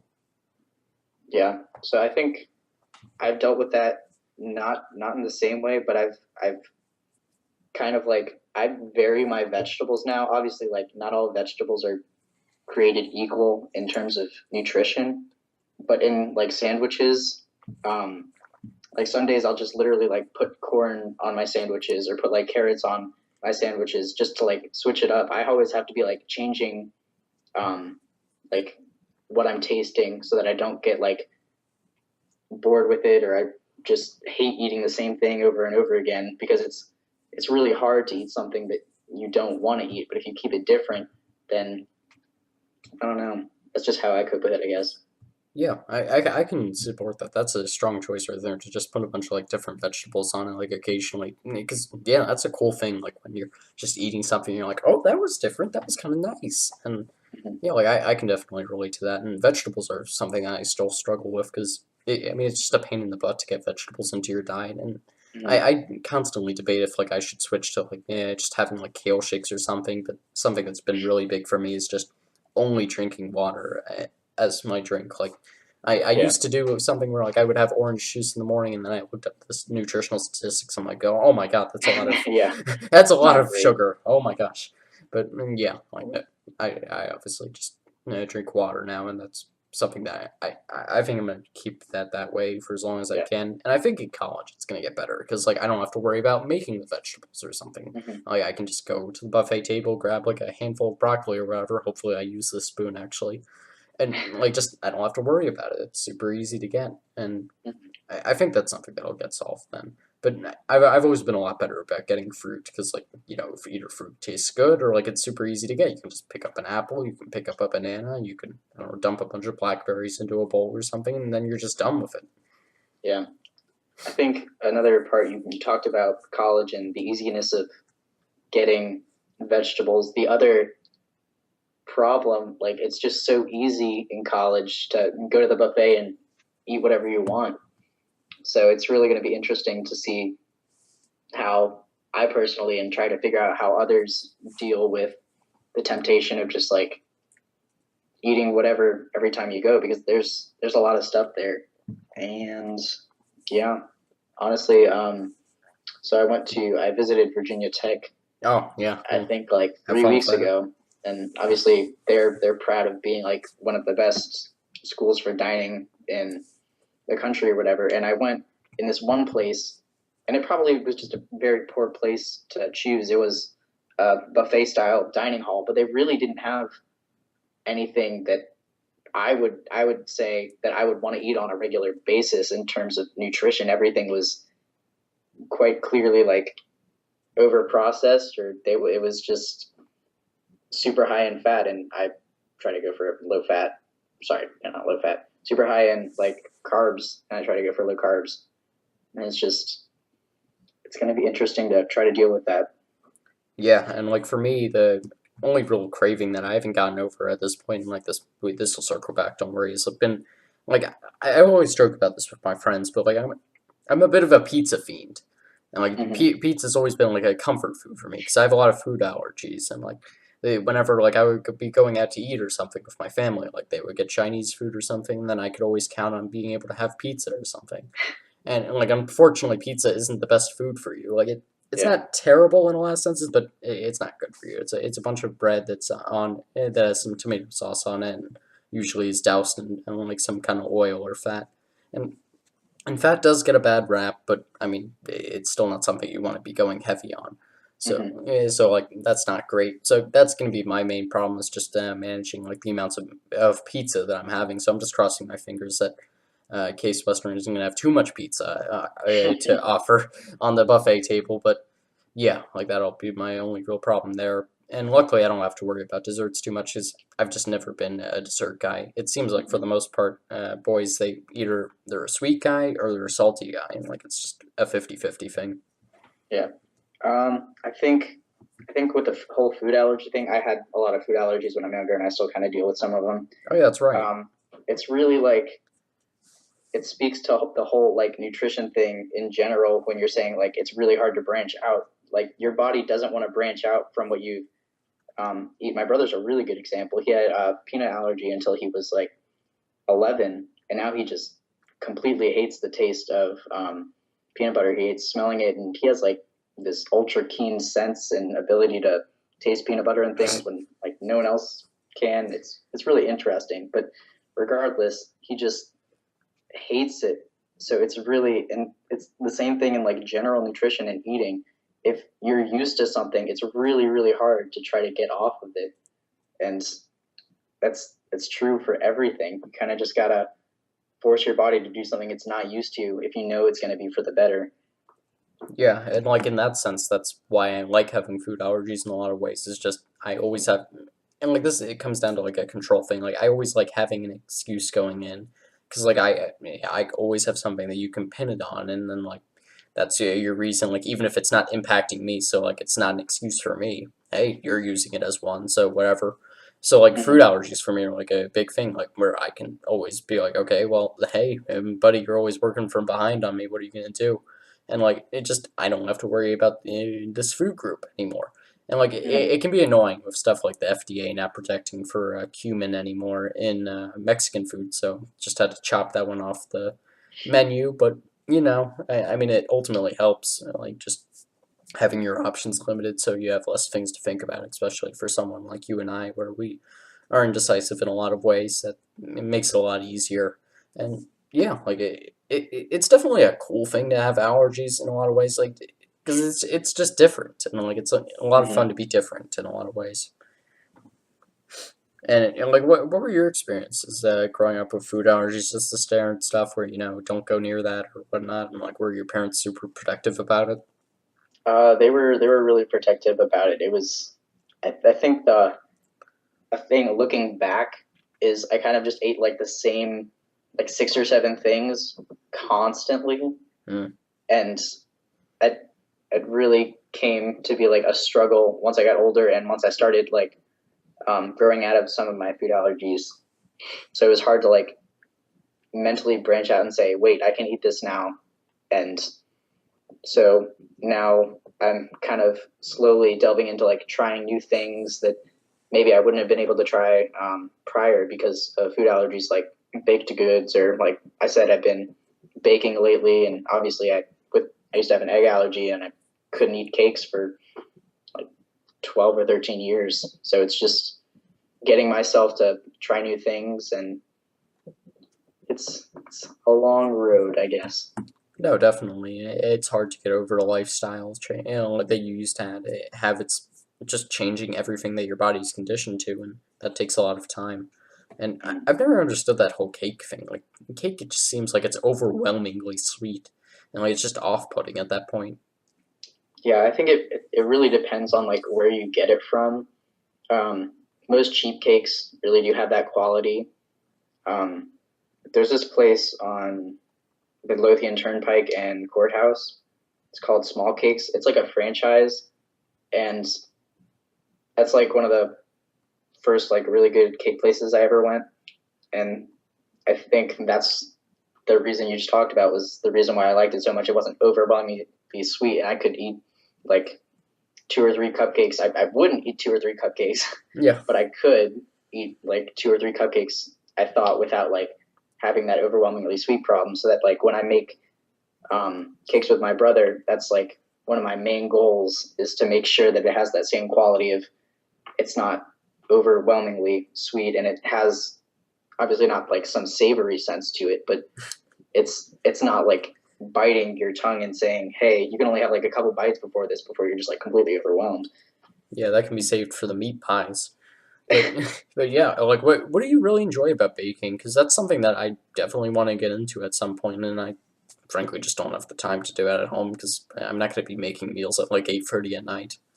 Yeah, I think one of the most attractive things to me about it is like experimenting with it, and that's kind of how I get like into anything is kind of experimenting and seeing like what I can do, how good I can get at it, and like what people think of how like my cakes will turn out. And I also I do most of the decorating when I make cakes with my brother, so that's just like a fun thing. I've never really been into like painting or drawing or anything, but like decorating cakes and making it look like aesthetically pleasing is a really fun thing to me, and it's a really cool way I think for me to get into something I've never really been into.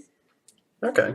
And I can definitely understand that. Yeah, it's definitely something I want to try out at some point. Do you enjoy more baking than cooking? It seems like that's the general vibe I'm getting.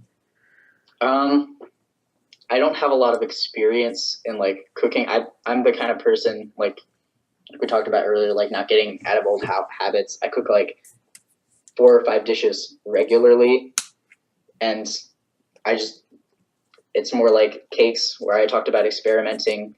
I do a lot of experimenting with cakes, so I kind of enjoy it more. But I haven't had the like audacity when I'm making something for like my entire family to just experiment it with it and maybe mess up and get like yelled at for wasting ingredients or whatever.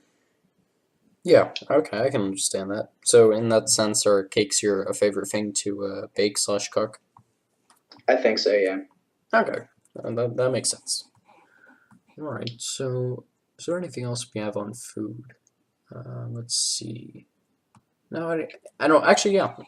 So this is always an icebreaker question for me, but why not an hour and a half and break this one out? So usually I have people rank their feelings on like the six different flavors slash tastes, because like it's an interesting thing. Like not many people like to rank that, and I'm a big ranker myself. So I'm curious to see where you would rank the six flavors. Those being sweet, savory, salty, bitter, sour, and spicy. And like you could throw in fat if you want, but like that barely Hmm. counts. So I know bitter has to go last. I just have an aversion to bitter things. I have no idea why. Or maybe I think it might just be the acidity because I think sour would also be like one of my last ones. And then you said the other four were salty, sweet, savory, and what? And let's see, yeah, salty, sweet, savory, and spicy. Spicy. Um, I feel like spicy's in like a completely different category than the other three.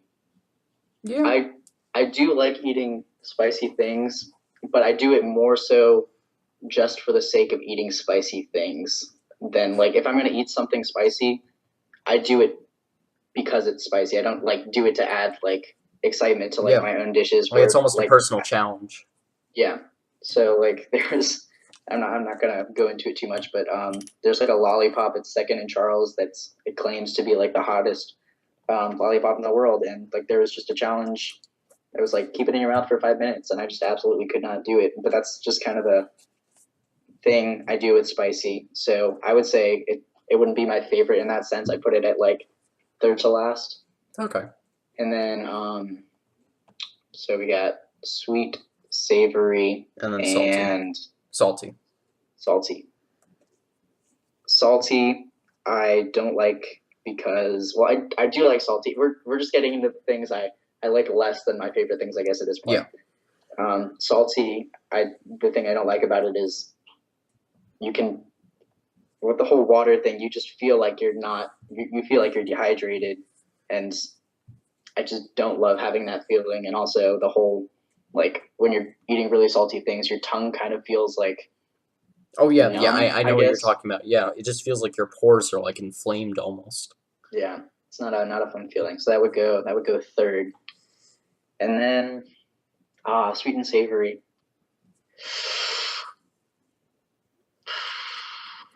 I think I would go savory as first, just because I feel like you can definitely eat more of savory things and you can enjoy it for longer than most sweet things we talked about, like cakes being overly sweet. Most sweet things are overly sweet. It's really hard to get away from that. So I would just choose savory for the sake of me being able to eat more of it if I wanted to. Yeah, and I guess you don't really see overly savory things. You don't see like, oh man, that steak was way too meaty. I really felt the cow on that one. Like that's just not something that happens. So yeah, it's an interesting point. And yeah, for me, like I just decided to write this down at this point because I've asked this question like 6 times and I got sick of trying to remember it and screwing it up.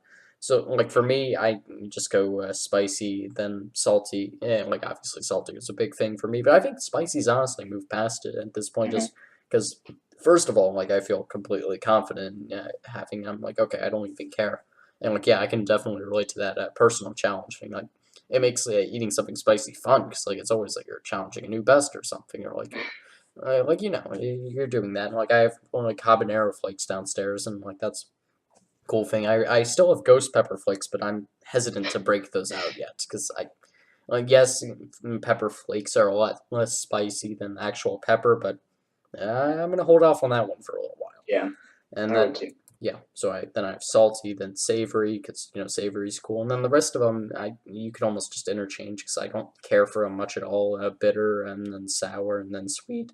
Sorry, Mm-hmm. sweet and like I just don't like sweet things that much. Like I ate candy as a kid. I don't know why. I just don't like sweet things anymore. But it's not like I don't like them. It's just sorry. It's not that I have an aversion for them. It's just I don't like them. And like that's just a weird thing because like I used to always like having Jolly Ranchers or something or just something like that, but Mm-hmm. now I just don't for some reason. And I've just never liked sour things. I just can't relate to that experience at all. And Yeah. bitter just doesn't bother me. Like if someone's like, oh, this the broccoli tastes bitter or whatever. I'm like, yeah, tastes fine to me. Mm-hmm. So yeah, that's kind of how I come down on that one. But Yeah. what combination do you feel like is underutilized in dishes, and that like you'd like to see more dishes use of those six? Um, underutilized.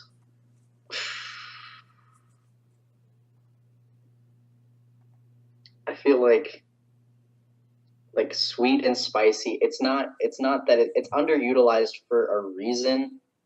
Generally, it's because most people don't do it well. But I've had a couple things. There was this spicy ginger ale I've tried, and it was just an incredible thing. If it's done correctly, it's really good, and it's special because you don't get a lot of things that even attempt to do it. Okay, yeah, that's actually really interesting. And even though I don't like sweet things that much, I'd be really curious to try something like that. That's actually an Mm-hmm. awesome answer. Okay, that's pretty interesting. And then one last thing to conclude the food discussion. Hopefully, no one was eating during this. I'm sure we didn't help your appetite at all.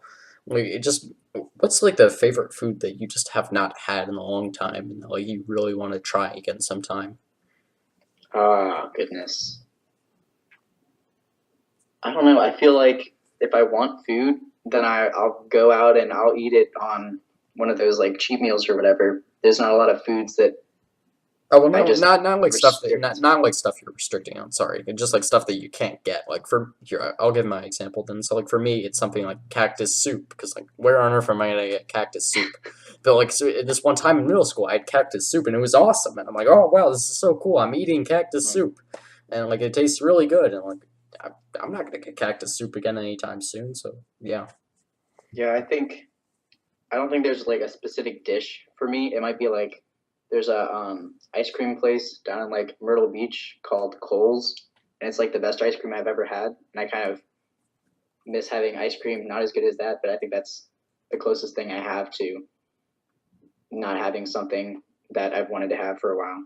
Okay, fair enough. And yeah, like along with that cactus thing, there was also this cactus lemonade I had one time that was really good. I had no clue how they made it, but it was really good. I don't know why I'm a fan of the cactus, but I don't know, something really prickles me about that. So Yeah. yeah, the zinger. Ooh. But okay, yeah, I guess we can move past the food stuff finally. So I'm assuming you don't watch many sports. Is that right, or like am I just completely wrong and triple downing on that? I don't actively follow them. I when they're on, my dad watches a lot of football, and like I understand football. Obviously, I think I understand it more than like the average person, just because like it's usually on, and I used to play it a lot with my brother, and we did have like this sports phenom living just up the street before he moved. So we used to play like a lot of sports. I played baseball for like 8 or 9 years, one of those two. Oh wow. So I watched baseball for a while. I just recently, like within the past 2 years, stopped keeping up with MLB baseball. I've never been a fan of like college sports. The only like sport I actively watch now, or if you want to call it a sport, is F1 racing. That's Oh, about it. okay. Well, I'm really happy to hear that because I've been wanting to ask someone about what they think about that. But I'll get into the general stuff and just write a note down here to ask you about F1 racing because I'm very curious to see what you think about that. Okay. So, uh, why do you think for a lot of people like there's like it seems like there's a big push within FSI at least where like not a lot of people watch sports and like they're almost like aggressively against it and like oh I'm not a sports person, what's a sports ball, like why do you think that happens and like why do you think it's such a big difference compared to the general populace? I really feel like, um, or at least in my experience, it hasn't been like an aggressive push against sports as much as a disinterest and therefore a lack of like investment of time. We don't have a lot of time as it is, and it's a big investment of time to like say you want to follow a specific sport, especially like a professional sport, whether it be like MLB where there's games literally every single day, or NFL where you're just going to be watching games for an entire day if you're really into it, and that's just a time commitment that most of us can't make. Okay. Yeah, I can definitely relate to that. And that comes up actually a lot in just conversations I've had with my dad, where like, I'll ask him like, why the football is the only thing you watch. And he's like, I can't follow any other sports. Like, at best, I can watch 16 games in a season. Like, that's if I'm that's if he's lucky, just because like we're all so busy and like Hmm. At best, we can get like 1 day a week where we can watch sports, and like to expect us to watch 82 games in a season, to expect us to watch 162 games in a season, Yeah. and like that's not even including playoffs. Like Hmm. it's just a massive time commitment. I guess we just don't have the time for it really. But Yeah. if there was a hypothetical sport that like was just made up like in your mind or something, or like you could just create a new sport, what do you think it would look like? Um, like inventing a new sport, or like the time slots that they would play. No, no, more so inventing the sport. I think the Inventing a time slot would sport. just come down to like when you're free. Hmm. Um, that's really an interesting one. I can't say I've ever like really thought about it. I feel like coming up with a sport is something that just happens. Like you just, it's kind of the thing where kids might be playing and they'll just eventually come up with a new game, and it's something that eventually happens. It's not really something that's thought up a lot unless you've been thinking about it for quite some time, and I haven't been. I don't have an answer to that. Okay. Yeah, I can definitely understand that. I don't know how I would answer that question personally. I'd probably just compare it to some sports that I think would be kind of close to like what I would imagine a good sport would be, like something like MMA, where like the games that like you're not the games, the actual competition that you're having. It's not based on some made up parameters where you're trying to shoot the ball in the hoop or kick the ball Mm-hmm. into the goal or run past a bunch of people and not get your head chopped off like in football. Like the only objective is just to beat your opponent in any way that you can think to, unless you're kicking them in the nuts, but that's not a nice thing to do. So yeah, like, I just think that's really cool that like it's such an open sport and that like you can just do anything that you think of as long as it's Mm-hmm. not illegal, and then like you just win, and like it's a really cool thing, and that's a movement that I feel like I'm seeing in sports lately. It's just moving more and more away from traditional sports where like it's like it's like a ball and hand game, or like it's a game defined by its rule set, and it's much more so just like doing some human action and like just working through that, and like anyone can relate to it in that sense. Mm-hmm. Yeah, so that's why I'm into MMA. But unfortunately, no one else in our school is, so I never get to talk to anyone about it. But oh Yeah. well, maybe I'll find someone in college. So that's just me though. So have you ever heard of finger jousting? Finger jousting.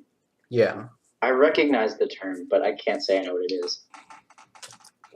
You'll have to look up a picture of it because it's a sport that I've seen that I think is really cool. And like every time I get to like try and get someone involved in doing it, like nobody ever wants to do it because it's like what the heck is finger adjusting? Wait, why'd you just grab my hand? Like it's just yeah, I don't know. It's not a particularly comfortable thing. Basically, the idea is like you have two people and like their one hand is like behind your back, and then the other hand you just reach out and like you hold the other person's hand, and like you point your index finger out and you're trying to touch the other person, and Oh, that's that's it. interesting. Yeah, and like that's the only goal. And like it's such an exciting game because like the entire time you're just thrusting and like you're trying to get the other person, like you're trying to use your leverage and like you're trying to reach around and like oh no they blocked you, and then it's just a really fun sport and it's super exciting because Oh, like it the seems entire pretty time interesting. like you're moving around too. It's not just standing in one place. Like you're pulling the other person over here and like running over here with them, and like it's really cool. I don't know why more people don't do it. To be honest, I'll probably ask Yash if he wants to do it tomorrow morning. I know he's not going to want to, but I'll see. So yeah, okay. So that's finger jousting for you. Hopefully you looked up that picture so you have some context and you're not just thinking about I did, thrusting. yes. Okay, good. So okay. So what do you think about a recent trend that's been not really a recent trend, just like a startup that's been going on in sports right now, where video games have been really taking the forefront for a lot of people and getting them involved in sports, specifically E-League. And like, do you think that there's a real market out there for video games being turned into sports?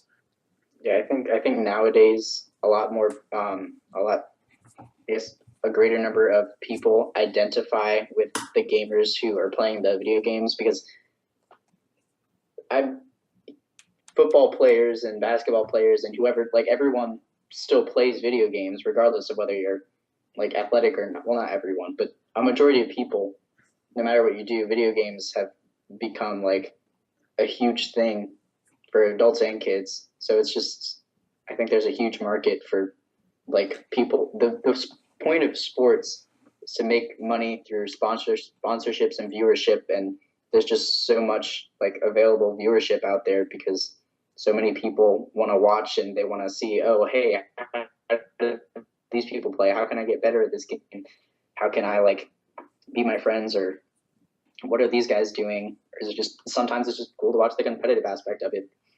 So I Yeah. mean, I think there's a lot of reasons why people watch it, and that's why I think it's going to like continue to be successful. Yeah, my only thing with watching video games as sports is it's a lot more difficult, and like this is just comes down to like how I watch sports. Is I like to focus on like the game as a whole, and I like to be able to be looking at the game and see the entire thing that's happening. So like if I'm watching basketball, I can see the entire court at once. If I want to like glance over here, I can see the other player set at the corner of my eye.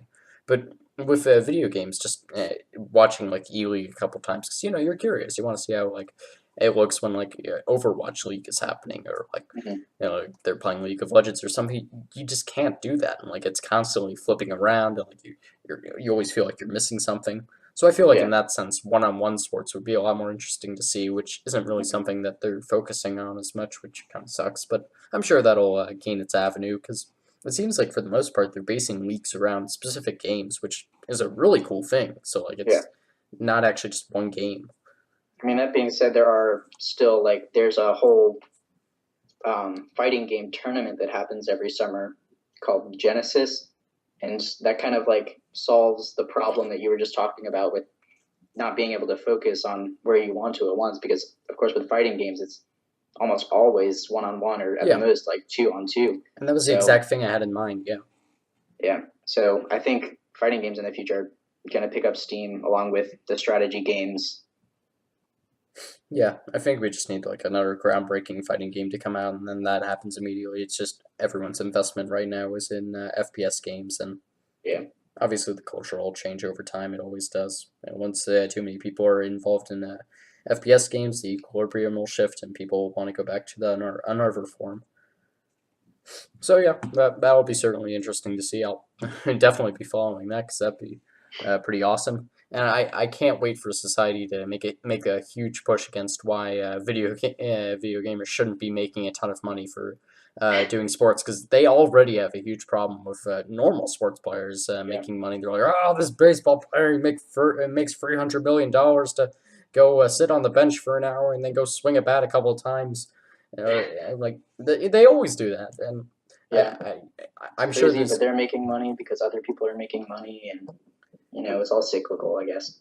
yeah. I mean, they're making money because they provide a service that not everyone else can, and like some Yeah. people just can't accept that. They're like, oh, I could do that, and like they say that while like they're sitting on their couch eating a bunch of potato chips and like I don't know, just, doing whatever they're doing, and like. Yeah, I just don't understand the arguments around money in sports. I mean, like you feed into the system even if you don't like it. So I mean, what are you Yeah. doing? So okay, I guess we can come full circle then and talk about F1 racing because I'm very curious to see what like where like just how you came into that and like how you would summarize your feelings on that because that's something that I've been wanting to get into for a while now because like obviously like NASCAR's boring as all get out like you Yeah. make a couple left turns and whatever but F1 I seems agree. really cool because like you obviously you're making turns to both sides but like the courses are really cool if like look at Mm-hmm. them and like there are some crazy turns and like just like you see like U-turns in the middle of it and like you have to slow down or you're gonna like take your head off or something on some of those turns like Mm-hmm. it's just a really cool thing. It seems super strategic. Yeah. So I think why I got into F1. So F1 and also IndyCar are both like Yeah. the peak of automotive sports, I guess. But that whole strategy element is what got me into F1 a little bit more because I am like super analytical. Um, there's a lot more technology in F1 than there is in um, IndyCar, which is it makes it possible for the teams to have like a more like I guess relevant strategy.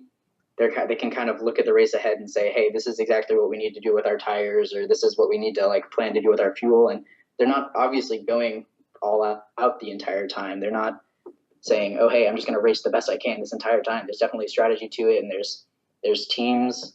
The only really annoying thing about F1 is that the teams are they're kind of like not they're not equal at all. So Yeah. like there's 10 different constructors this season, which have two drivers each, and essentially the top three teams are the only one who ever had a chance at winning, just because they have the most money and they put the most money into their car, which is definitely a problem. But the whole engineering aspect of it and the strategy aspect is what got me so into it. I was looking into like I never really understood how cars work, and over the summer I started like trying to learn about what makes them work, and then of course I was like, oh, what's the limit? What's like the best that we have? And I just came across those, and I was like, this is really cool. And it's when we're talking about time commitments to sports, it's really not such a big time commitment. It's like an hour and a half race, like 16, 17 times a year, and then maybe like 3 2-hour practices and a 1 hour qualifying for each of those races. It's really not that much of a time commitment. Okay. Well, I think you've sold me on that, but so I'm definitely ask you afterwards about where I can find more of that because it seems like a lot of the problem of being an F1 fan in the U.S. is just where you're gonna actually hunt it down because obviously it's more European. Yeah. But what do you? Sorry, why did I go to there? I just didn't know where I was gonna take that. So. No, I actually have never heard of that whole team thing. I always assumed it was a very individual sport, and that might just be based on my very Mhm. basic understanding of racing. So, like, how does the whole competition thing work? Because I had always thought it was just like one person in the pit crew. So essentially, there are, like I said, there's 10 teams, and each team has two drivers. There is a constructors championship, which is the team can win. So say like you get the points are really weird. You only get points for scoring like in the top 10, and first place earns 5 points more than second place, and second place earns like 5 points more than third place, and then like 10th place only earns 1 point. So it's a really weird distribution that's heavily weighted towards the people who do like the absolute best. So that's it's just it's a weird thing. But anyway, so teams either try to like foster like their drivers to try to like make the team the best it can be, or they try to they try to keep them as individuals and just say, hey, you guys do like individually the best you can. And of course, there's a lot of gray area in that, but that's generally like what they try to do. The best teams are obviously like if you have two great drivers that are going to win the individual, then of course your team is going to have the most points too. But teams like to focus on one or the other as a strategy element.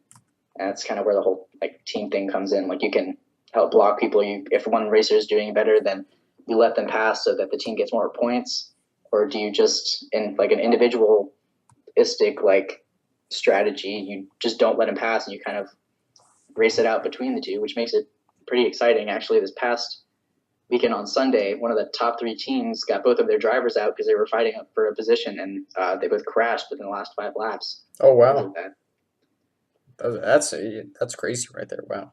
So why is it so like team dependent? Like in a lot of sports, you see it. Well, so yes, there are team sports, but in a lot of situations where like you're on your own and like you're not receiving direct assistance from someone else, it is a very individual sport. So why do you think F1 went down that route where like you have these companies and corporations competing for the cup with a bunch of sponsored drivers? I think the reason is essentially because of money. F1, I I have no idea how much a car is. It's a lot of money. It's millions and millions, Yeah, I'll check. like per car, and they get trashed sometimes. The cars get ruined, and they have to replace elements every couple races because they're running so hard and they're running at like 12 to 15,000 RPM, like almost constantly. So they it's just the fact that only a couple companies want to like sponsor it, and only a couple companies want to like spend the millions of dollars not only on the cars but the millions on engineers who are going to be constantly working on a strategy and are going to be fixing the car and making it like the best car it could possibly be. So if you only have like last season, I think there were 11 constructors. So it can range. It's not always 10. It's just however many like companies they want to like fill the grid, obviously within reason, and not that many always want to. Okay, so just based on an infographic that I'm looking at from Business Insider, it looks like developing the car from basically research and development to a production model and actually racing it costs about 40 million pounds, which I will now look up a pounds to dollars conversion because I didn't notice that was in pounds. So let me just do this real quick. 40, nope, not 401, 40. Okay, so that's like $55 million. Wow, that's a really expensive car. Yeah, and it's under constant development. They're changing it like every race, so it's just Yeah, like it's a bit. that's not even considering like salaries and then like also just the fact that you're not spending that once, you're spending that like once a month. Yeah, Okay, it's a well, lot. that's really incredible right there. Uh, would you like to see a system where like F1 is a more individual sport and like it is less top heavy and like would there be any way that you could get to that point? I'd love to see it less top heavy. I like the fact that some teams focus on individual and some teams focus on like the team aspect, but I really don't think it's feasible to get some of the lower constructors to pay the amounts that the top ones do. Just because number one, they pay like a lot more for their drivers, like over 10 or 20 times more, and so they can just get the best drivers no matter what because they're willing to pay that, where the lower constructors aren't, and just because they're not willing to put in as much money, and I don't think it's ever going to be the case that either F1 is going to set regulations on how much money you can spend, just because the more money they spend, the like better their cars, and more people are going to be like infatuated with them. And it's a strategy that they've been using ever since it started, like however long ago. It's a very old system, but it's worked for them so far, and I don't think they're going to change it then. Yeah, and it definitely seems like Europe is very big on no salary caps. Like, just you can spend as much money as you actually have available to you, and it certainly is better for the sport as a whole, at least business wise. If you have a system where like you can invest as much as you want in it, and that it's just going to go through the roof in terms of the technology, and also just you're going to have powerhouses like that. Same thing happens in the Premier League in English football. The same thing happens really in any football league throughout Europe. And it is interesting to see how that differs in American sports. We have football where like you got a super hard cap, and if you spend more than that, you're going to lose a couple draft picks. Or like you have a system like baseball where yes, there's luxury taxes, but if you're the Yankees, you can still spend like 300, $400 million, and nobody's really going to bat an eye. But well, yeah, bat an eye, but whatever. Like it's different to see like the different styles of sports, and like one of the things that I enjoy the most about looking at different sports is just seeing them as systems and like the way that they work. So that's really interesting. Is F1 really approaching any limits in terms of the peak capacity that they can reach? Because like everything's an asymptote, and like at some point you can only get to such a high RPM before you just have to completely overhaul what you're working with. So I mean, they're not. Of course, there's a ton of elements to like every car, and they're definitely they've slowed down, of course, from where we started, but I doubt they're constantly the FIA, the like governing body for F1, is constantly making like changes to the rules, including like what part of the car is like allowed to be there. If they have to like scrap part of the engine because it's not good for some reason, they don't want to use it. They'll do random things just to like keep it new. So the engineers are constantly having to come up with like new solutions, and the cars are changing. But overall, the cars are getting faster and faster, and that's slowing down. I don't know when it's going to come to a halt, or if it's going to come to a halt before the sport becomes not relevant. But that is a general trend. Okay, that's interesting then. Like, what are they really pushing in terms of the technology? Are they pushing like the aerodynamics, or obviously Yeah, they're doing it aerodynamics all? are a huge thing. They also the cars could essentially, um, without a driver, almost like drive themselves at full speed, like around the track with the computer technology. If they had a mechanism in there to drive the car, the computer could do it perfectly. They have like perfect like renderings of the track and how it's supposed to be, and they have perfect like weather information and how they. It's just a lot of stuff I don't understand, and there's a lot of information that goes through the car so that it's running at like optimal performance almost constantly. So I don't know what is going to happen next with it, but it's just really impressive, and it's mostly like data that they're using that they're taking in to say, hey, what can we regulate within the engine, and what can we regulate with like steering or whatever to make it so that the car is running optimally and just not wasting anything so that we can get in first or whatever. Okay, that's really fascinating. And just looking at some of the science behind it is unbelievable. Like even stuff that like was 50 years ago or so, stuff like the wind sail, where like that might not be the right term, but like the thing where like the car is angled so that like the air like underneath the car like it keeps it Mm-hmm. stuck to the track. So like you're not just gonna fly off the track and like your wheels are gonna stay in contact with the entire time.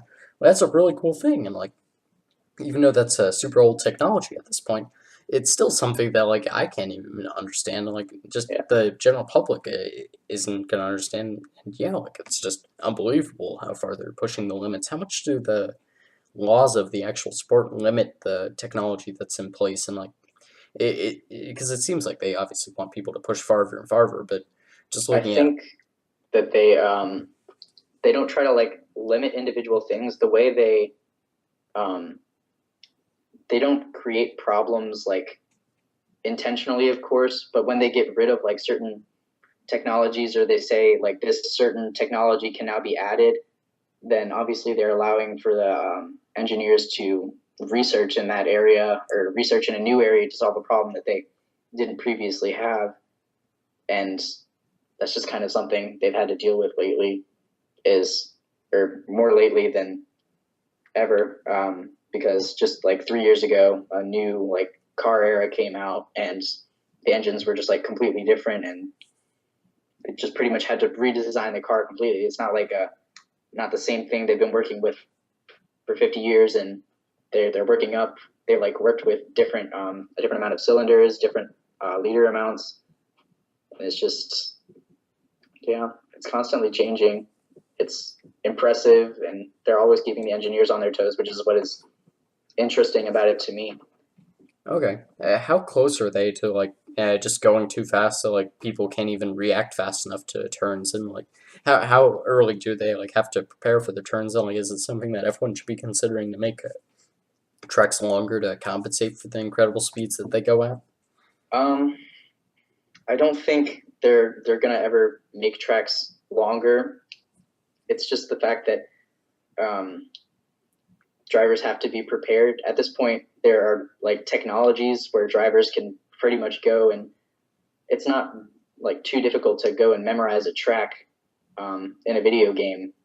And if the track's almost like exactly like how it's going to be, then you're prepared, or you should be prepared for everything. If you're getting paid millions of dollars to run a race, there's there should not be a situation where like a driver isn't prepared for a turn and doesn't know when to turn. The only like sticky situations come in like starts of races when there's a lot of variables and everyone's moving in really close proximity to each other and people are trying to pass, and there's just like a lot of things happening. You just kind of have to figure it out. And yeah, there's races with a lot of crashes. Like this past weekend, there were 7 out of the 20 cars didn't finish the race, Oh wow. but 2 races ago, 19 out of 20 finished. It's just it really depends on the race. But you can always expect to like have one or two drivers that just don't finish the race because it's so Yeah, difficult. whether it's because of engine failure or the drivers are they follow the rules, but a couple like personalities really shine through like in their driving, and there's a couple drivers who like are notably aggressive with how they drive, and it gets them in a lot of trouble sometimes. Okay. And it does fortune usually favor those aggressive drivers, or does it more often than not cause problems? I would say lately it's caused more problems. Okay. Oh, that's interesting to see because you always see like in some sports where like oh it's always this really aggressive player and even though he gets a ton of fouls called against him, it still works out for him in the end because the fouls can Mhm. only hamper him so much. But that's interesting to see that like at some point like the conservative style does win out there. Do you have a favorite racer personally? Um, I don't think I do. I haven't been the racers. Like I don't really have like a favorite team or racer. I guess is the short answer. Okay. Yeah, I can see why that is because like it's not so much based on just the racer itself; it's just the performance that's going on. Yeah, I have like favorite personalities within the like association, but I don't have like a favorite driver to watch or whatever. Okay. Do you know if Alex Davis is into F1 racing at all? Because I know he's super into cars. Yes, he's into F1 racing. Elon Chueka is. Caleb Brown somewhat is. I think I'm not too sure, but Hmm. I know Okay. the three of them are. There's a fantasy league. A fantasy league for the first time ever started this year. So everyone is there's like I think 50,000 players now. It's a pretty good amount for its first year. So it's pretty exciting. And all of us are in like a private league. Okay. That's pretty interesting. What is it? Just like selecting individual racers or like corporations, and then like whoever does the best in a given week or month or whatever gets the win. Yeah, it's pretty much like that. Okay, so just like standard fantasy stuff. Okay, Yeah. that's pretty cool. And like, has that helped your investment in the sport at all?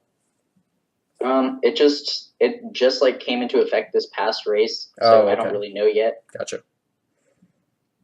Okay, well, I'm definitely have to get involved in the sport then, because that's a really cool thing. I'd love to see what that's like also. And yeah, so I was gonna ask about this after we finished, but I guess I'll just ask now because I suppose some of the viewers would like to hear as well if they well not viewers listeners. Hopefully you're not viewing to this. I know I put it on YouTube, but it's a static image throughout. So if you're viewing, you're gonna be pretty bored at this point. But yeah, like I'm sure you want to hear as well, where you can find F1 because it's not exactly the easiest thing to find, especially legal routes. Because it's fine to pirate, but like it's also not cool. So like, where do you really find F1? Um, it really depends on like it's weird because they go to different countries Yeah. like for every single race. So a lot of times they're just at awful times. Like um, last week was or 2 weeks ago was China, Oh, and it was jeez. just like impossible to watch the race because it was in like 1 in the morning, and you could record it, but obviously it's not the same. Um, the races usually air on ESPN2. Free practices you usually have to like watch online, and qualifying is on ESPN2. I think usually. Okay, I'll definitely have to check that out then. And so I guess that means that you still have cable. Yes, I do. Okay. Yeah, and that's something that I've been working through lately since I actually just got a free trial on YouTube TV the other day, and that's been something really interesting to try out because obviously it's cheaper than cable. And like it has this whole unlimited DVR thing, and it's been really interesting to see just how differently they handle stuff like DVR, where like you just DVR to a whole show and they'll just record every single one, and you can't delete like an individual iteration of the show. Like it's just Mhm. you either have all of the show or like you have none of it, and that's been super interesting to see. And also just like having like a cloud based cable thing is really cool. Like just being able to record something on my phone and then like go on my computer and watch it, or like I don't know, just yeah, being like just the other day actually, I rushed out of a refereeing game that I was doing because I was super curious to see if LeBron won a game or not. And that was really Mhm. cool to just be sitting in my car and just checking out a game on my phone and be like, yeah, he got it. I don't know, Yeah, it's whatever. pretty cool. Yeah, so like, that's been a really interesting thing to see, and I'm curious to see where the future of TV goes from there because it seems like right now everyone's cord cutting. Hmm. Do you think that TV will survive to the next like 20 years or so just because it has a ton of money in it still? I don't think to the extent. Well, it'll survive definitely, but I think there will be like less channels. There's definitely like the dozens of movie dedicated channels. Well, either turn to something else or they'll drop just because there's no reason to pay for a subscription to one of those when you could pay whatever it is, like $10 a month for Netflix and watch the hundreds of movies and TV shows they have. Okay. So I think some channels will drop. I don't think all of them will, of course, in such a short amount of time. But it's gonna slowly go down. But there will be a point. Like cable will continue, in my opinion, for a long time. There's gonna be some necessity for it.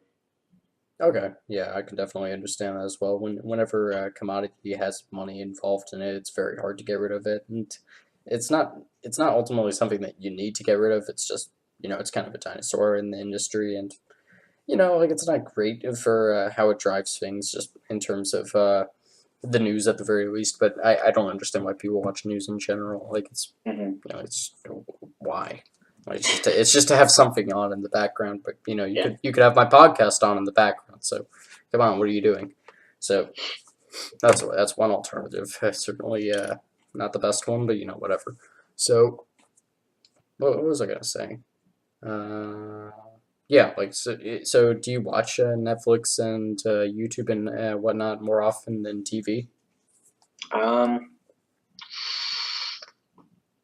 I would say honestly, all three are probably pretty equal. There are sometimes I don't really put anything on under like my own will for any of those three. In all honesty, I don't like turn on the TV and I like watch a show or something that I recorded or whatever. If like a family member turns on a game or a show, then I'll watch it as I eat or whatever. If my brother's watching a show on Netflix, or if I have friends come over, if I go over to someone's house and they want to watch Netflix, I'm like, sure, this show is probably good or whatever. And with YouTube, I I guess I watch YouTube more for education than entertainment usually, but in the sense that it's like a education in a lackadaisical like sense, I guess. It's not like you're definitely going to learn more by reading and by doing than by like watching a video.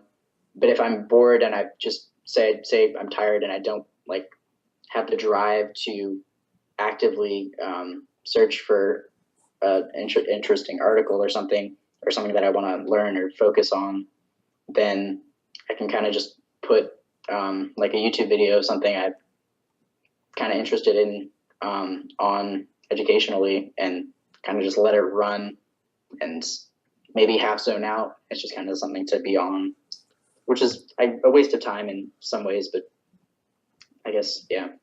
Yeah, I mean it's better than nothing ultimately, and no, I definitely agree with that. I do the exact same thing. And I think that's an awesome term, actually, lackadaisical education.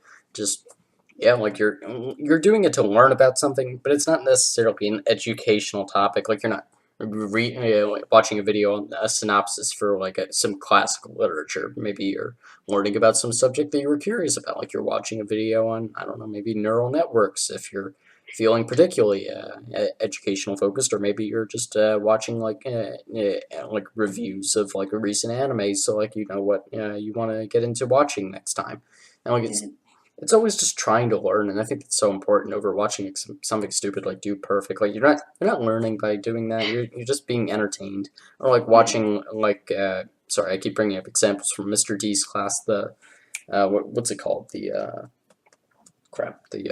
It's like a compression channel. Like it's like a giant. If it's just a channel that's completely devoted to not smashing things, just like compressing things and like smushing them in between two giant like. All right, Alex is gonna kill me for this. Hydraulic Yes, press. yes, the hydraulic press channel. Thank Yeah. you.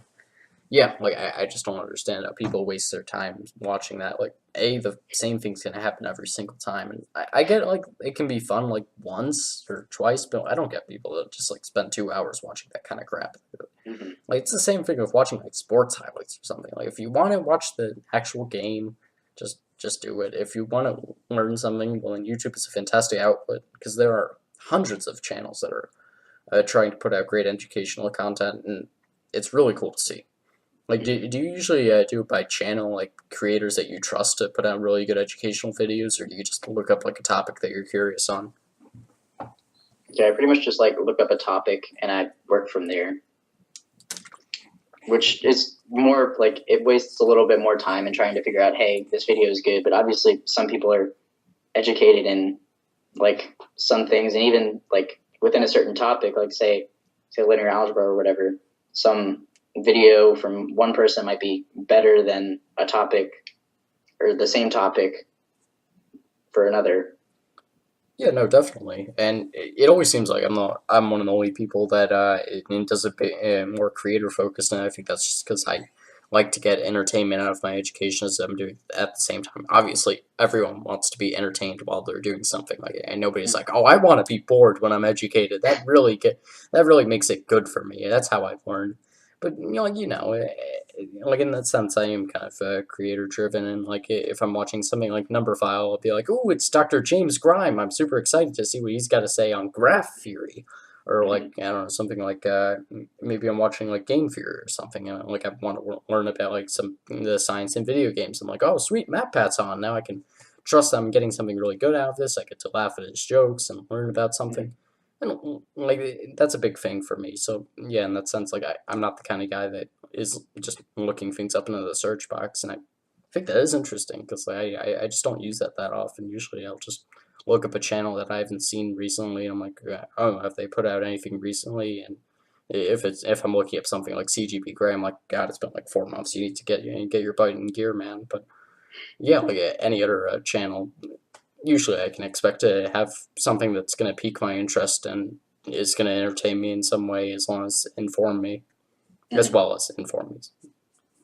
So yeah, that's always nice to get out of online streaming platforms. And I don't watch Netflix that much personally, just because I'm not the kind of person that watches TV shows or movies. Like I always joke about this with people, but I've only seen like 15 movies in my life, and like it's also just because it's long form content. But also, I just don't see any advantage to it. If you're watching movies full length, you can just watch a TV show that has more episodes. If you're watching them because they're short, you can watch one TV episode. So Yeah, like, I just don't see a good reason for it, honestly.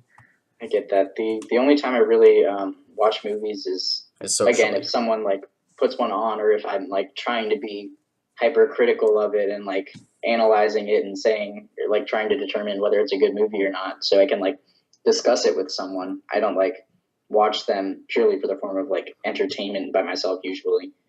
Yeah, I can understand that. What do you usually feel like you do the most with your friends when you go out? Obviously, you do everything, but like, what do you think is done the most often? Um, I honestly I feel like there's a lot of like food. Of course, it's one of the central parts of our culture, I guess.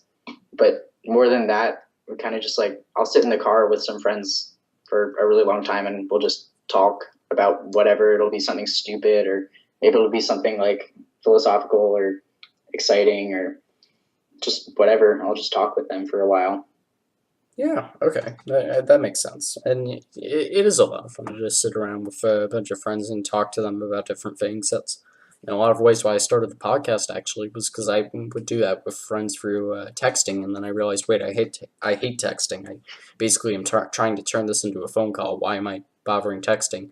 Unfortunately, it took like 3 years to realize that, but like it's just fun to be able to talk with people and like talk for your feelings. You learn about a lot about yourself as well as the other person, and you build relationships with them. And that's ultimately the thing that you're trying to do the most in having a social relationship is give something to them and get something back. And like and just talking is a big thing. And yeah, I definitely agree on the food thing. That is very pervasive, not only in our culture, but just because, yeah, like, yeah, anytime like you're done with whatever you're doing, it's, hey, you want to go grab a bite to eat or something? Yeah.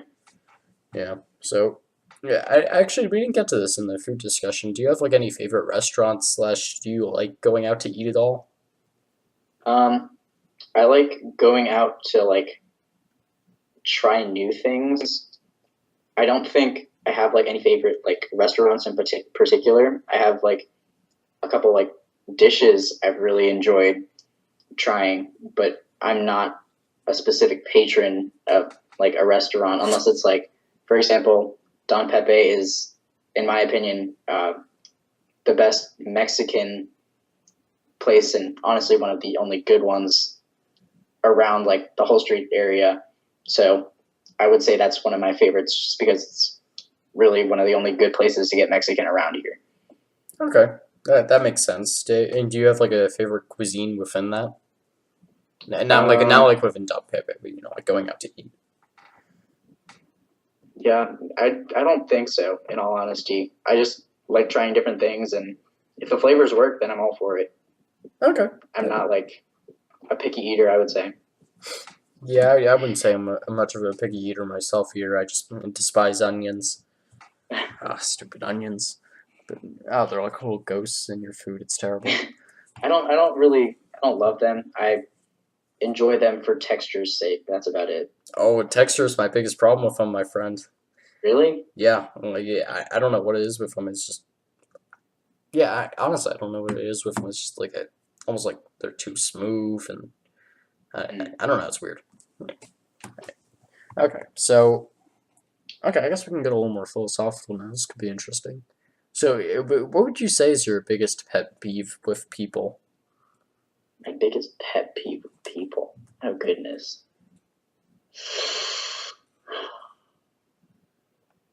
I have no idea. I have pet peeves of like specific things that like, or like in aspects of things. Like I have pet peeves of what people do when I'm driving. I don't have pet peeves of like people's personalities. I think I have pet peeves of like what they do in certain situations.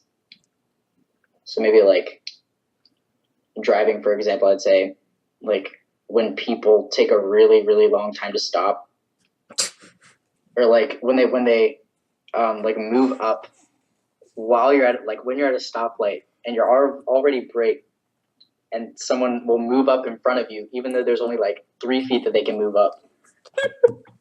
Oh, that's great. It's just like little things like that are just kind of, they're annoyances. There's nothing that really like gets me about people. It's just like little things that people do No, that I would usually do differently. I understand that. And I honestly think that was just bad phrasing of the question, because that's really what pet peeves are. It's just like little things. It's not like big personality traits that annoy you. But Mm-hmm. yeah, like so you mentioned that driving thing. Are you someone that gets road rage at all, or are you a more mellow driver? I don't know. I'm pretty okay when I'm driving. I'm watching out. I'm just getting from point A to point B.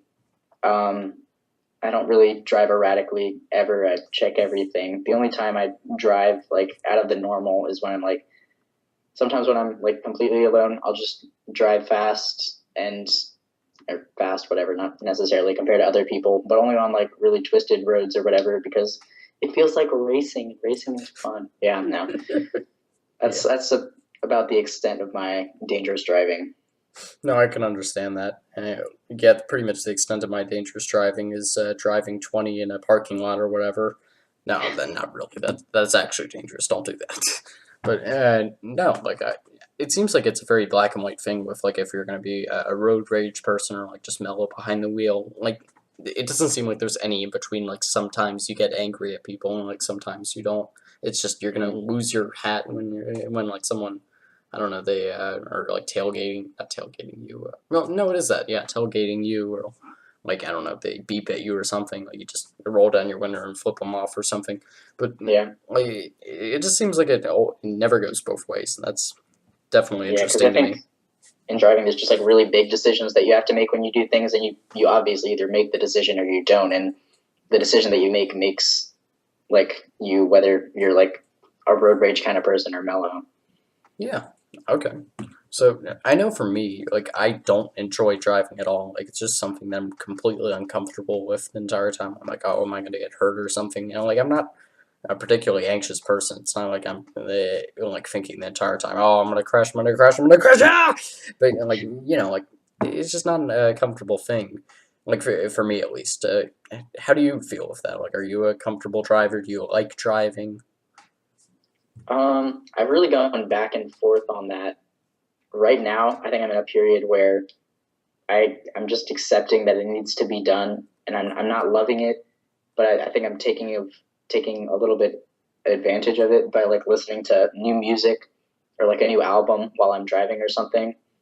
and I feel like I'm getting something out of it rather than just, oh hey, I quote wasted, not wasted, I'm getting somewhere, but wasted 15 minutes driving to school today. Yeah, no, I see what you mean there. Like for me, and I forget that not everyone does stuff like this. I'm always listening to like a podcast or something on the way to school, and like Mm-hmm. like just the other day when I didn't have a podcast on my phone for whatever reason because I just forgot to download anything. But it was super weird because like I'm used to getting educated when I was driving when I'm either driving to school or driving to refereeing or whatever, and like it was super weird because I'm like, I'm not learning anything, and obviously I don't have a radio, so I'm like, what am I supposed to do? It was such a strange experience, and yeah, like it's always really interesting to see how the brain associates things with other things, and just the relationships between it and the expectations that get set, and like just when you break them, how just completely uncomfortable you feel. We're definitely creatures of habit. Oh, definitely. So, like, do you listen to podcasts at all? No, I definitely should more. And I mean, I I believe that the best way to learn is um, like by doing. But if there's no other, if you're just like in a car or something, then I don't see a problem with like listening to podcasts to get educated other than maybe like not focusing on driving, which is the main task. But if if I were to, I can imagine myself like starting to listen to podcasts while I'm driving, but I can't see myself like using it as a primary form of education. Yeah, I can see that. And at the very least, you have one you can start listening to now. But yeah, it's interesting that more people don't listen to podcasts, to be honest, because it's just an alternative form of media. And I do wonder why it isn't bigger. I think a lot of it has to do with just SEO optimization and well, not SEO optimization, that is the O. But yeah, like just how podcasts are really marketed to the public and how like it's not going to appear on if you look something up on Google, it's really not going to appear through RSS just because Yeah. like it's very hard to get the kind of that kind of stuff out there. Like you can't cite anything from a podcast. Like it's very hard. It's a very closed environment. Like you're either in it and like you have found a podcast and like you're within it, and like either it gets recommended, like another one gets recommended through the podcast, or you're just not going to hear any other ones, or like it's Yeah. on the top 100 on iTunes or whatever, and like everyone's going to flock to it all of a sudden. Mm-hmm. But it is very interesting how closed off that environment is, and it seems like podcasts have always been around and never really gotten any more popular. And it's a weird thing in that sense. Okay, so let's see. Okay, this is interesting. I have no clue where you're going to go on this actually. So I'll preface this with, are you're not dating right now, are you? I am actually. Okay, Yes. I'm glad I asked because the last time I did this, I made a presumption and it totally blew up in my face. So okay, that makes this a more interesting discussion then. So okay, so how's that going for you? It's going well. So my current girlfriend. Um, this is the second time we've dated. The first time was like last year. We dated for about 3 months, and then something really big like happened in her life, which stressed her out to the point where she made the decision to like break up with me or whatever. And then we kind of just like phased out of each other's lives. And she's a band person. Like everyone I know is from band, pretty much. Band is it's a cult, I swear. um, but anyway, we met back through bands, and we just started talking again. And she's been less stressed out, so we decided to try dating again. And I appreciate her, and she's one of like my favorite people to talk to. One of my best friends is what I think it should be in a relationship. Yeah. So that's kind of where I am right now. Okay, that's a really mature thing, honestly. Because yeah, and I could see easily a scenario where like someone would be super petty about it and be like, "No, you broke up with me. I'm not dating you again," or whatever. And like that's just getting your emotions in the way of things. And yeah, that's a really cool thing that like that kind of thing can come back again. Because like you always hear about people being like, "Oh, if you get divorced, you're gonna want to get back together with them. Don't do it." But like yeah, like there's not much of a good reason to not to, frankly, especially now when like there's absolutely no Mhm. committals. Like, Yeah. what's the worst that happens? Like you waste 3 months of your life. So like, what's one of the biggest things that you feel like you get out of your dating life? I feel like I get like a lot of support. She's just like an extra best friend to me that I know will always like listen to me regardless, and it's always gonna like care. It's just another person that just because I think we'd be friends regardless of whether we were dating or not. But just the fact that like we say we're together, it kind of just like pushes it forward, and it's more of like it's not an obligation. You still want to listen to each other, but you know like no matter what that they're gonna be there for you. It's not gonna be like, oh hey, oh no, I just have this other obligation like with a friend, and like they're infinitely more important than you. Like if they need help, then you're gonna be there for them, and they're gonna be there for you no matter what. Okay, that's a really cool thing, honestly. What's the biggest thing that surprised you about well, here I should probably ask this first. So, like, how long have you been dating? Like, not just her, but I mean, like, when did you first get into the scene? Um, Actually dating, this is like she was my first like real relationship where we like went on dates and like went on to each other's like we went to each other's houses or whatever. I've had like girlfriends since like eighth grade or whatever, but I wouldn't like call them real relationships or whatever Okay, so like, because we just didn't hang out. no, I can understand that. It's just like almost like a fling at that point. Yeah. So, like, what's the biggest thing that like when if you even had assumptions about what it would be like, what's the biggest thing that like differs from what actually dating like in a real relationship has been like and what you expected it would be like? Um, I don't think I really went into like dating with a lot of like expectations. I don't think. I think a lot of people like expect to go in and like say, "Oh, I have to date to marry or whatever, or I have to date just so like I can have fun in high school or whatever." But like I kind of um, for this relationship, I kind of just went into it open minded, and it's developed into something like I really love, and I really care about the relationship now. And because I didn't have any expectations, it blossomed into like what it was supposed to be rather than something that I had said that I wanted it to be for. Okay, that's a really mature perspective as well, and yeah, it's always really important to come in things with an open mind because either you're gonna have way too low of perspectives, and that's gonna influence how you act initially, or you're gonna have way too high of expectations, and you're never gonna be satisfied. So yeah, I can definitely see the benefits there. Uh, where did I want to pivot that to? Crap. Hmm. Well, that's not very good. I completely lost my train of thought. Here, I guess I'll throw this to you then. Do you have any questions for me? Um, you program, right? Yeah, somewhat. Somewhat. How long have you been doing that? So I've been programming for since really the start of high school. I have no clue why, but I just took a C++ class with Mr. D, obviously, and I've Mhm. taken a programming class ever since.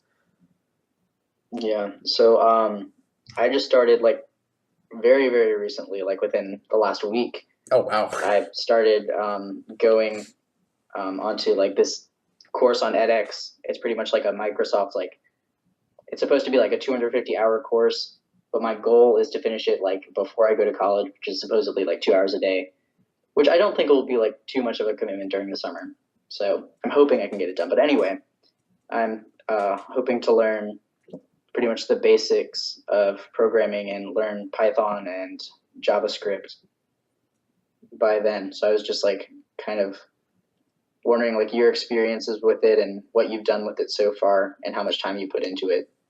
Yeah, okay. So I think there really are two different type of coders that you'll see. There are the people that code in their free time and that like try and apply coding to everything, and then there's the more utilitarian people where like if they have to apply code to something, like another solution isn't going to work, they're going to try and create code for it. So like the kind of people like I'm talking about who are just doing it all the time. They'll be making like their own software. They'll be making like games for themselves just because they have fun with it and like they want to push their limits. And the other people like they do it as either a job or like not a hobby because that would be the other one. Like it's they're more trying to apply it within the working life. And like one of the early decisions you have to make is like which kind of person do you want to be, and like because if you want to be the kind of person that's doing it in their free time, it takes a lot more commitment and it's a lot more just experimenting with yourself and seeing like how you want to code. And like Mm-hmm. one of the most important decisions you can make early on is choosing your language because obviously every language is different and like some are easier for beginners than others. And it's really important to like know what you're trying to get out of the code. Like if you want to get super into math or something, you want to be choosing a different language than if you're trying to get really into language for designing video games or something. So like Mm-hmm. you just have to be aware of things going in. One of the biggest things that I think people miss when like they start out coding, like their expectations is debugging. Like can be a real hassle, and like that's always the thing that I've hated about coding myself is just having to fix errors in code because like I can just get grating at certain points. It's like, why won't you work, computer? But like just like you run your code and you're like 500 errors. Are you kidding me? There's like 30 lines in this code.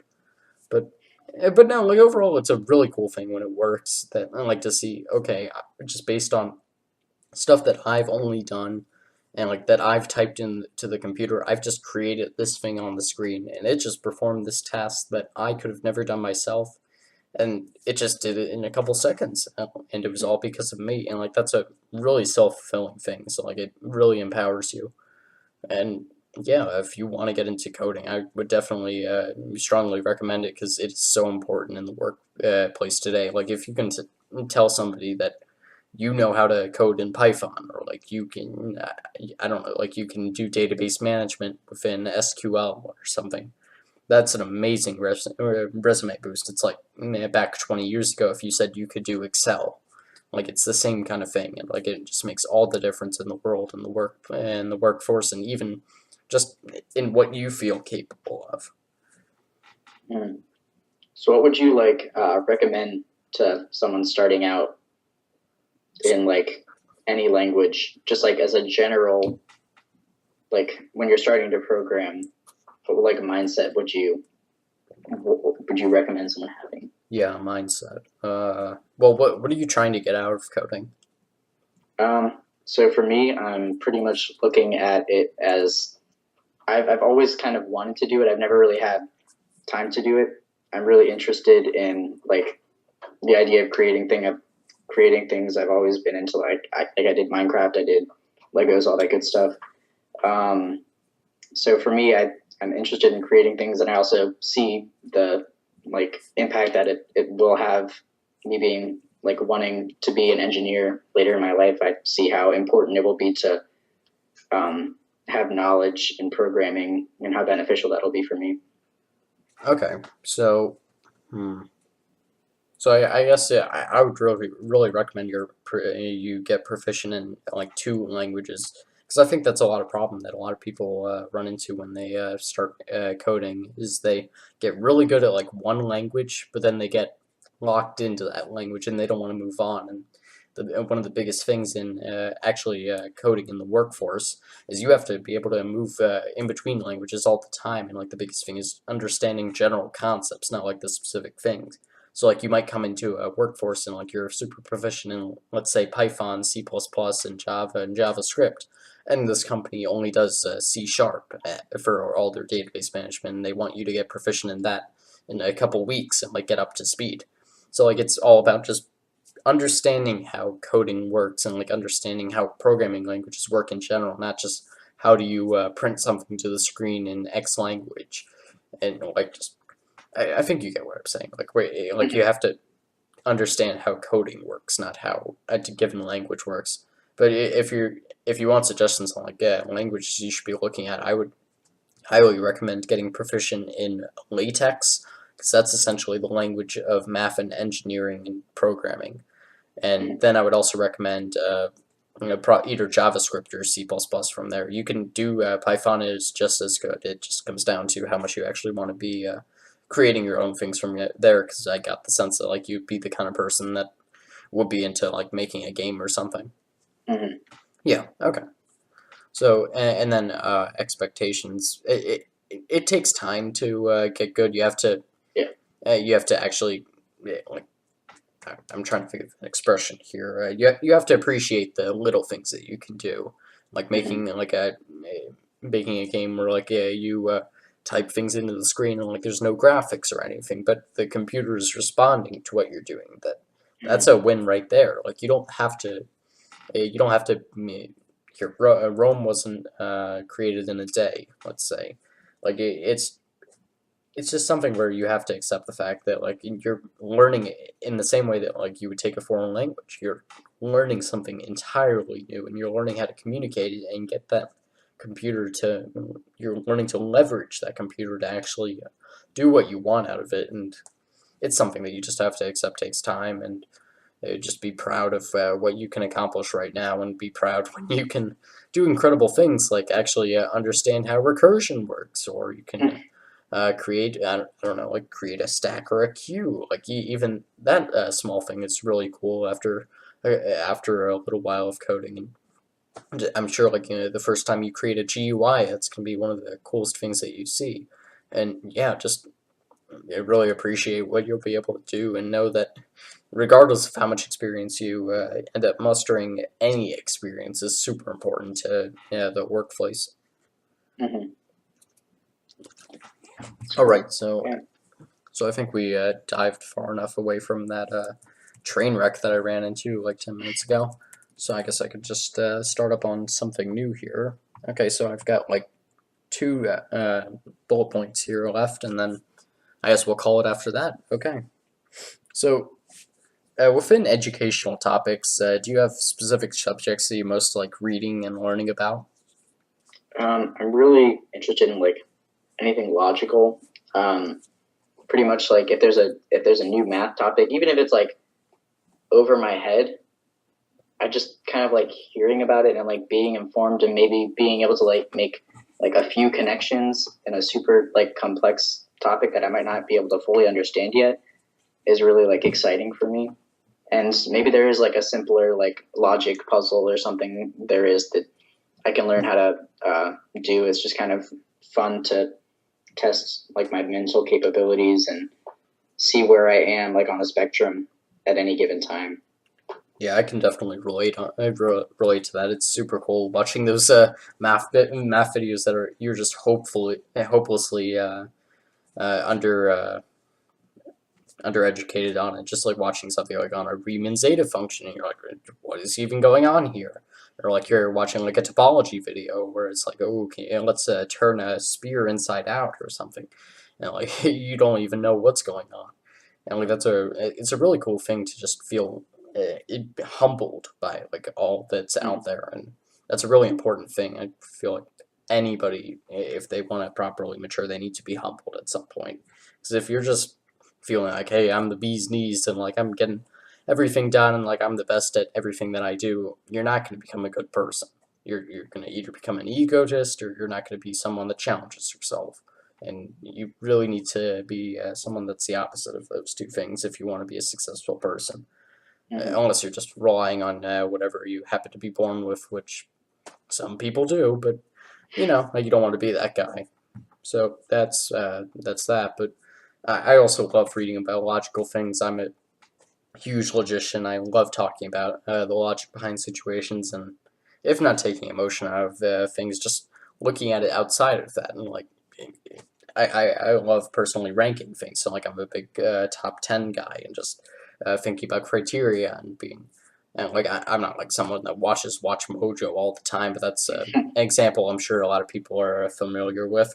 or even just looking up like, ooh, what's the top 10 SpongeBob episodes, and like just reading like why they went through and like the methodology Mm. that they went through, and like other things. Like I'm really into like a Nerf channel on YouTube, not because I like Nerf at all. I've owned like two Nerf guns in my entire life, and like I haven't fired either of them in like the past 5 years. But I really enjoy the channel because like the methodology that the guy goes through to like test things, and like all the science that he uses, and like just the way that he formulates it, and like he talks about the different blasters, and like just how he factors in the cost of them to his analysis, and it's just a really cool thing to see, and like it Mm. gets into like what I enjoy, which is like systems analysis, and I almost wonder in that sense if that should be my job later on. But yeah, like just looking at the logic is fascinating to me, and actually, it's biology has been really interesting just in terms of how much Mrs. Johnson's been bringing logic into it more and more. Mm.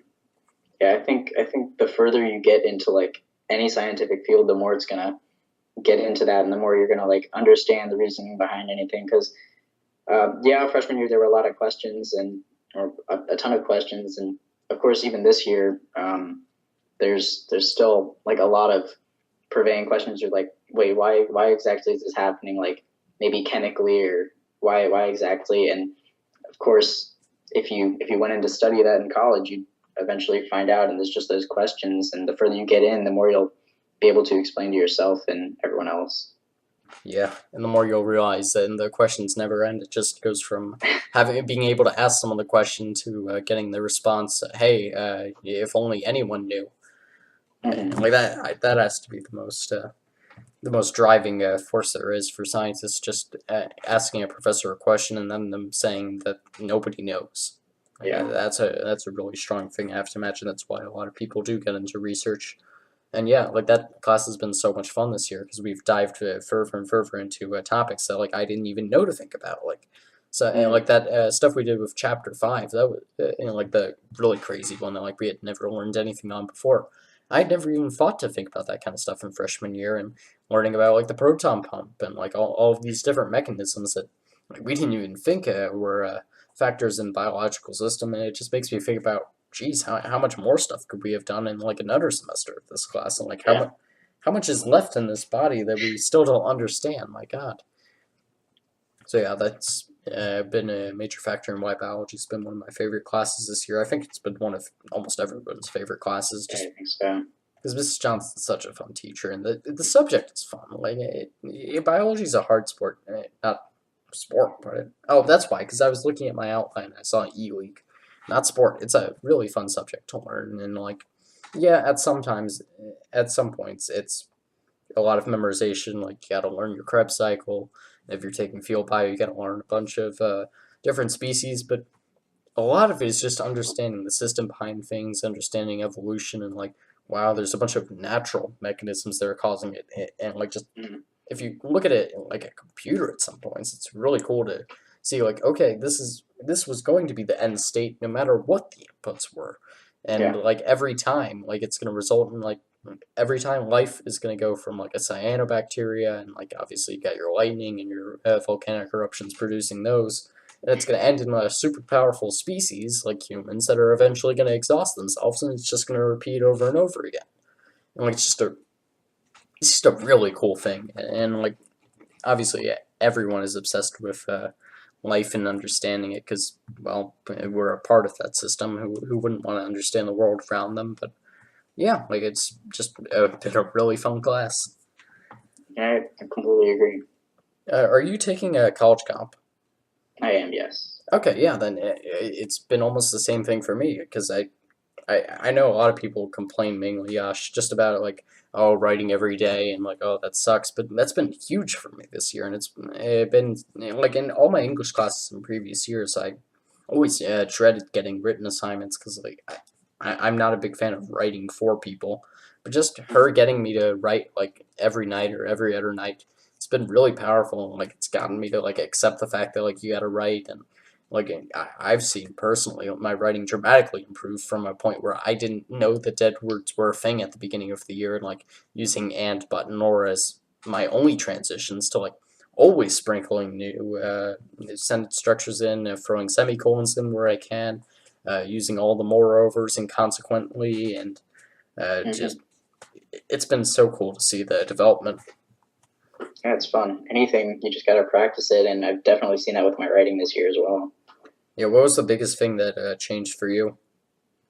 I think I've definitely been able to be more concise in getting like my points across. I would in past years dance around what I was trying to get to and never really like be able to communicate what I really wanted to get. But I think now I'm really getting closer to representing the ideas I want to communicate with my writing.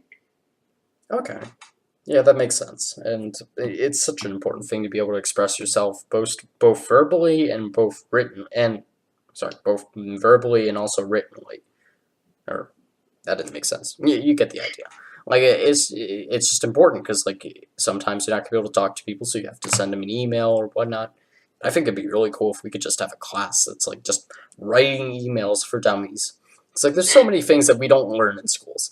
Like Yeah, I always joke about this with teachers, but like if they just made a class that was literally learning how to Google things, I think that'd be one of the most useful classes you could ever learn. yeah, probably. I would agree with that. There's a number of people who just cannot find things just because they're not looking the right way, whether it be Google or really any other search engine, or like they're looking for articles or they're looking for information that they want, and it's just because no one's ever taught them or they've never really experimented with different ways, and they just kind of think that their way is the only way. Yeah, and that's unfortunate. And at some point, you're just conditioned to think that, yeah, your way is the only way, and like that there isn't anything better out there, and you don't challenge yourself. And I mean, yeah, that's really how it ends, and that's how this ends as well. So, thank you guys for listening to the podcast today. I had a lot of fun talking to Alex. I think we got into a ton of different things, and that's really what I was hoping for. We went from music to food to, well, whatever this back half has been, I guess sports and a bit more educational, and yeah, I hope you learned a little in the process.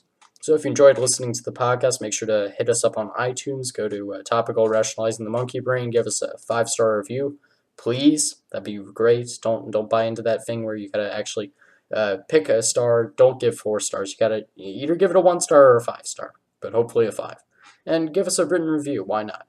Some people like to read those, so you can be the guy that informs someone's opinion on if they should listen to the podcast or not. Also, check us out on YouTube at Topical Rationalizing the Monkey Brain, same name across all the platforms. Give us a subscribe on there. Make sure to hit the bell. I don't know why anyone doesn't just hit the bell every time they subscribe. Do you not want to actually find out about being subscribed? You're just trying to knock up the ticker. That doesn't make any sense to me. So yeah, give us a comment on there. Who knows? Maybe we'll do like an all comments episode where I just read off all the questions and I answer them with somebody. That could be a lot of fun. And yeah, we're gonna see you guys next time, because you know we're not stopping anytime soon.